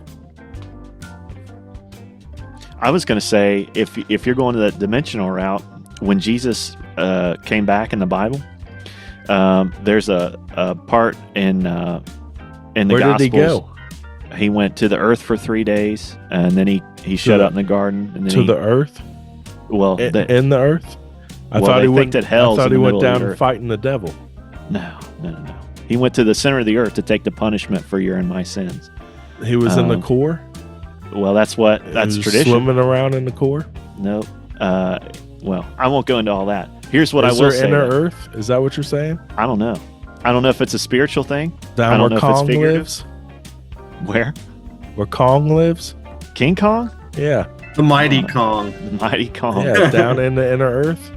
I don't know, but I do know that he ate a fish and walked through a wall, which means that he would have to be multi-dimensional even in that. And I heard somebody say like 21 dimensions or something like that. I don't understand all that. That's a lot of dimensions. It's Mike. a lot of dimensions, yeah. But did you guys hear that we are in the dimension that we're in because our vibration is where it is currently. So supposedly that the Earth is in this specific vibration, and if we can all increase our frequency and up our vibration, that we can enter the fourth and fifth dimension. You know, there's some really fascinating stuff out there that you can read and kind of see. The problem with these rabbit holes is you can only tie so many ropes around your waist before you actually jump down the hole. But there is something to that vibration thing. Like, for sure. My wife was just telling me that they found out that plants have literal vibrations. So, like, if your dog's looking at something, it's not like he's seeing a ghost. It's like, she was like joking and saying, like, what's the plant saying now? Or like, does it need water or something like that? Like, and that's why when you're walking out through the woods and stuff, like, literally earthing's a real thing. You're getting a vibe from nature. Yep. Plants are alive, man. They're all alive. Like, if you just watch plants on like a time-lapse video, like, they're all moving around, caressing, humping each other. They're doing all kinds of crazy stuff. They love to live too. Who do you think built the pyramids, Justin? Man, the pyramid. I think the pyramids. I don't think anybody knows who built the pyramids. I think it was us from the higher vibration times. Well, I don't think it was the Egyptians. I think the Egyptians stumbled on the pyramids. Oh, the Egyptians definitely didn't build and I think half the pyramids were underwater for most of the time. I agree. I do. Weathering. There's weathering on the Sphinx. And you know, there's pyramids on every continent. And one thing they don't ever talk about, and this is the craziest thing, I don't know why no one ever talks about this, especially when it comes to pyramids. Sudan has the most pyramids of any country on the world. Didn't know that. Yeah. There's some wild. They're not quite as big as like the pyramids in Giza, but they're just peppered all over the place. Yeah, it's crazy. There's some wild architecture in Northern Africa, all over the place. That it blows my mind when I look at some of these pictures. It's like, Jesus, there ain't no way we built that stuff. No way. Anyways, I don't know. The Romans didn't talk about the pyramids very much. They didn't write about the pyramids a lot, which I find very interesting. Yeah, what do you think? What do you think that's all about? Man, Mark Anthony was like, fuck this. he came over there and was like, shit. All right, I'm going home. I'll just take Cleopatra. That's all I want. Yeah, these people are on another level. I'll share it with Caesar. He'll give me a break. All right, final thoughts before we get out of here. Justin, what do you think? What do you think's ahead of us, in store for us coming up the rest of this year? We going to martial law? We're all going to die? Is a hurricane going to take out Louisiana? What's happening? And you know, it's we're living in unprecedented times. I think what's going to happen is anybody's guess. It doesn't look promising, given the fact that we live in a very charged environment. Nobody is looking at, real facts. It's less than 6 months away from the election. I don't see very many political ads out there. I don't know if you guys have seen any. Nope. So, that's very ominous. It's very ominous. But what freaks me out is the Earth magnetic field is disappearing. The auroras that we had, was worldwide. Crazy! Oh my God, that was HARP, bro. That was HARP. It wasn't HARP. 100%. That was. They were doing a thing. I don't think it was HARP, because one, HARP. So here's the thing. HARP wasn't at. It was at like a very low capacity that they were running a couple days before all that happened.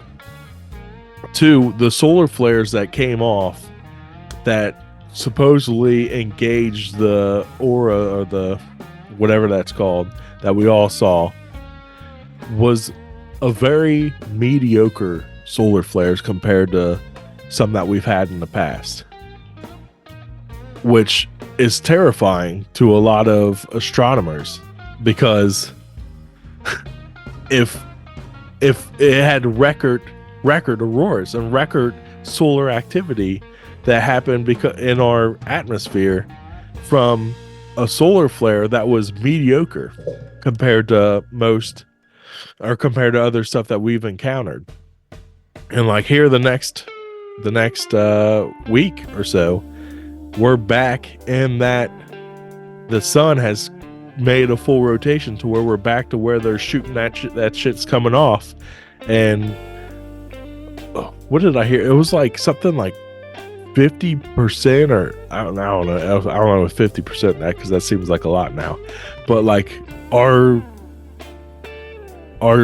magnetic field of the earth has decreased exponentially for that to happen, for that something like that to happen. Nearly worldwide we saw the lights in the sky. And they're like, if we have anything like that's beyond what we've had, solar flares hit the earth that were like 10 times, 20 times, 50 times worse than what had hit us to cause all that.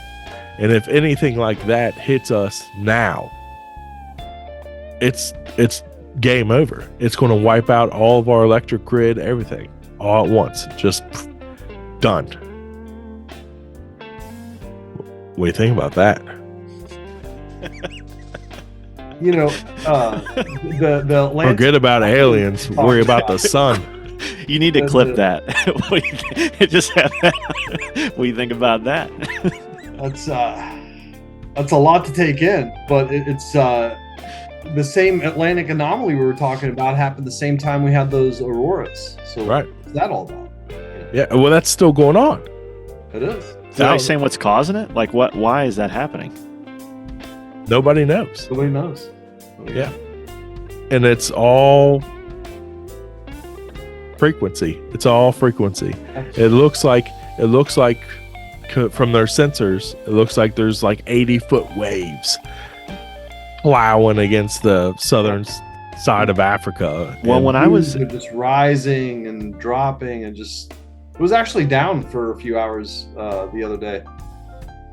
But it's but they said because the waves don't actually exist, so it's just frequency that's causing that, which it's mind-boggling. And it's all centered around and coming from this one tiny little island that's just north of Antarctica. And it's like, you like go to Google Earth and you look at that island and there's nothing there. It's nothing. It's very interesting. The whole ocean anomaly is extremely interesting. You should definitely look into that. Yep. I come across that a lot. Yeah, I'll check that out. Michael, what do you think is going to happen this year before we go real quick? I got no clue. I'm just happy to be on the podcast again. I'm happy you're doing so. I wish your co-host was here, but it's been a great pleasure and an honor to be on this podcast and meet Justin. It's been a great conversation. Likewise. Thank you. Really enjoyed it.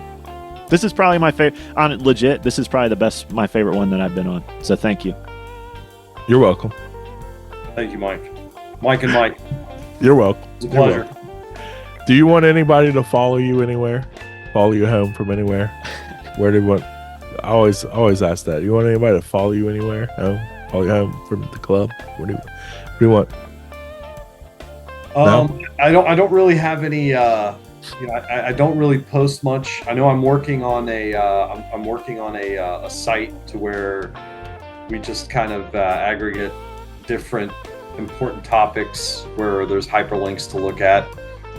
Make it accessible for people who normally wouldn't go down that path. We were talking about if it's not on the news, it didn't happen, right? So we're trying to kind of bridge that gap. Once we kind of get the ball rolling on that, I'll share the website, and hopefully you guys share it with everybody else. I will. Justin, send me links to everything that you talked about tonight. I will, absolutely. So I can include them all in the description of this podcast, so nobody can be like, that's bullshit. Absolutely. My pleasure. Mike, do you have anything going on? Nope. I don't want anybody to follow me. I just love being the flying guest. It's great. You guys this is like old times. completely killed your podcast now, huh? We're done, dude. We're done. Well, I can't talk about it, but I was seeing helicopters. It wasn't good. All right. You still have the non-disclosure agreement. You gotta All right. NDA, that big NDA. I hear you. You can follow us at soberlessthoughts.com. That's where everything Soberless Thoughts is found. Soberlessthoughts.com. And when you're in that skillet, you need to stay cheesy, keep it greasy, and flip on out. What do you think about that?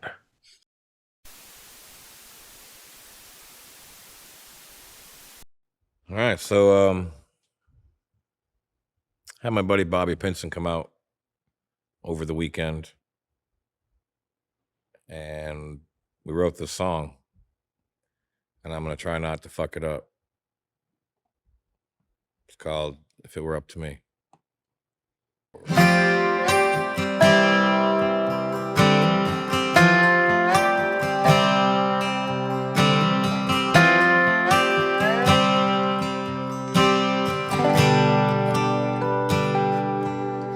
If it were up to me, no it ain't, but if it was, the land of the free wouldn't cost so much, and the bank wouldn't own it all. I'd run things differently. I know I can't, but if I could, I'd stand where Lady Liberty stood. Before I'd let her fall, I'd build a better life and a bigger wall. If it were up to me, the churches would stay open. If it were up to me, our borders would stay closed. And the helping hand would go to those still working, their fingers to the bone. I can't help but wonder how much better it'd be if it were up to me.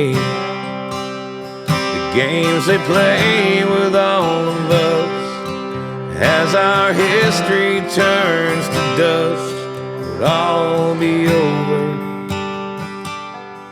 Hang the Constitution back up and fight for those who fought for us. I'd make in God we trust more than words on the dollar.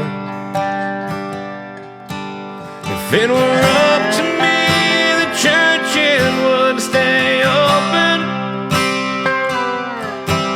If it were up to me, our borders would stay closed. And the helping hand would go to those still working, their fingers to the bone. I can't help but wonder how much better it'd be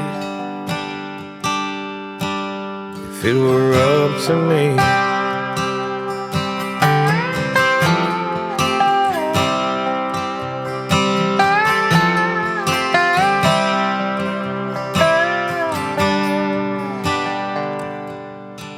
If it were up to me, there'd be a bolder line between good and evil, and wrong and right, and we the people would always get to speak whatever we damn well please.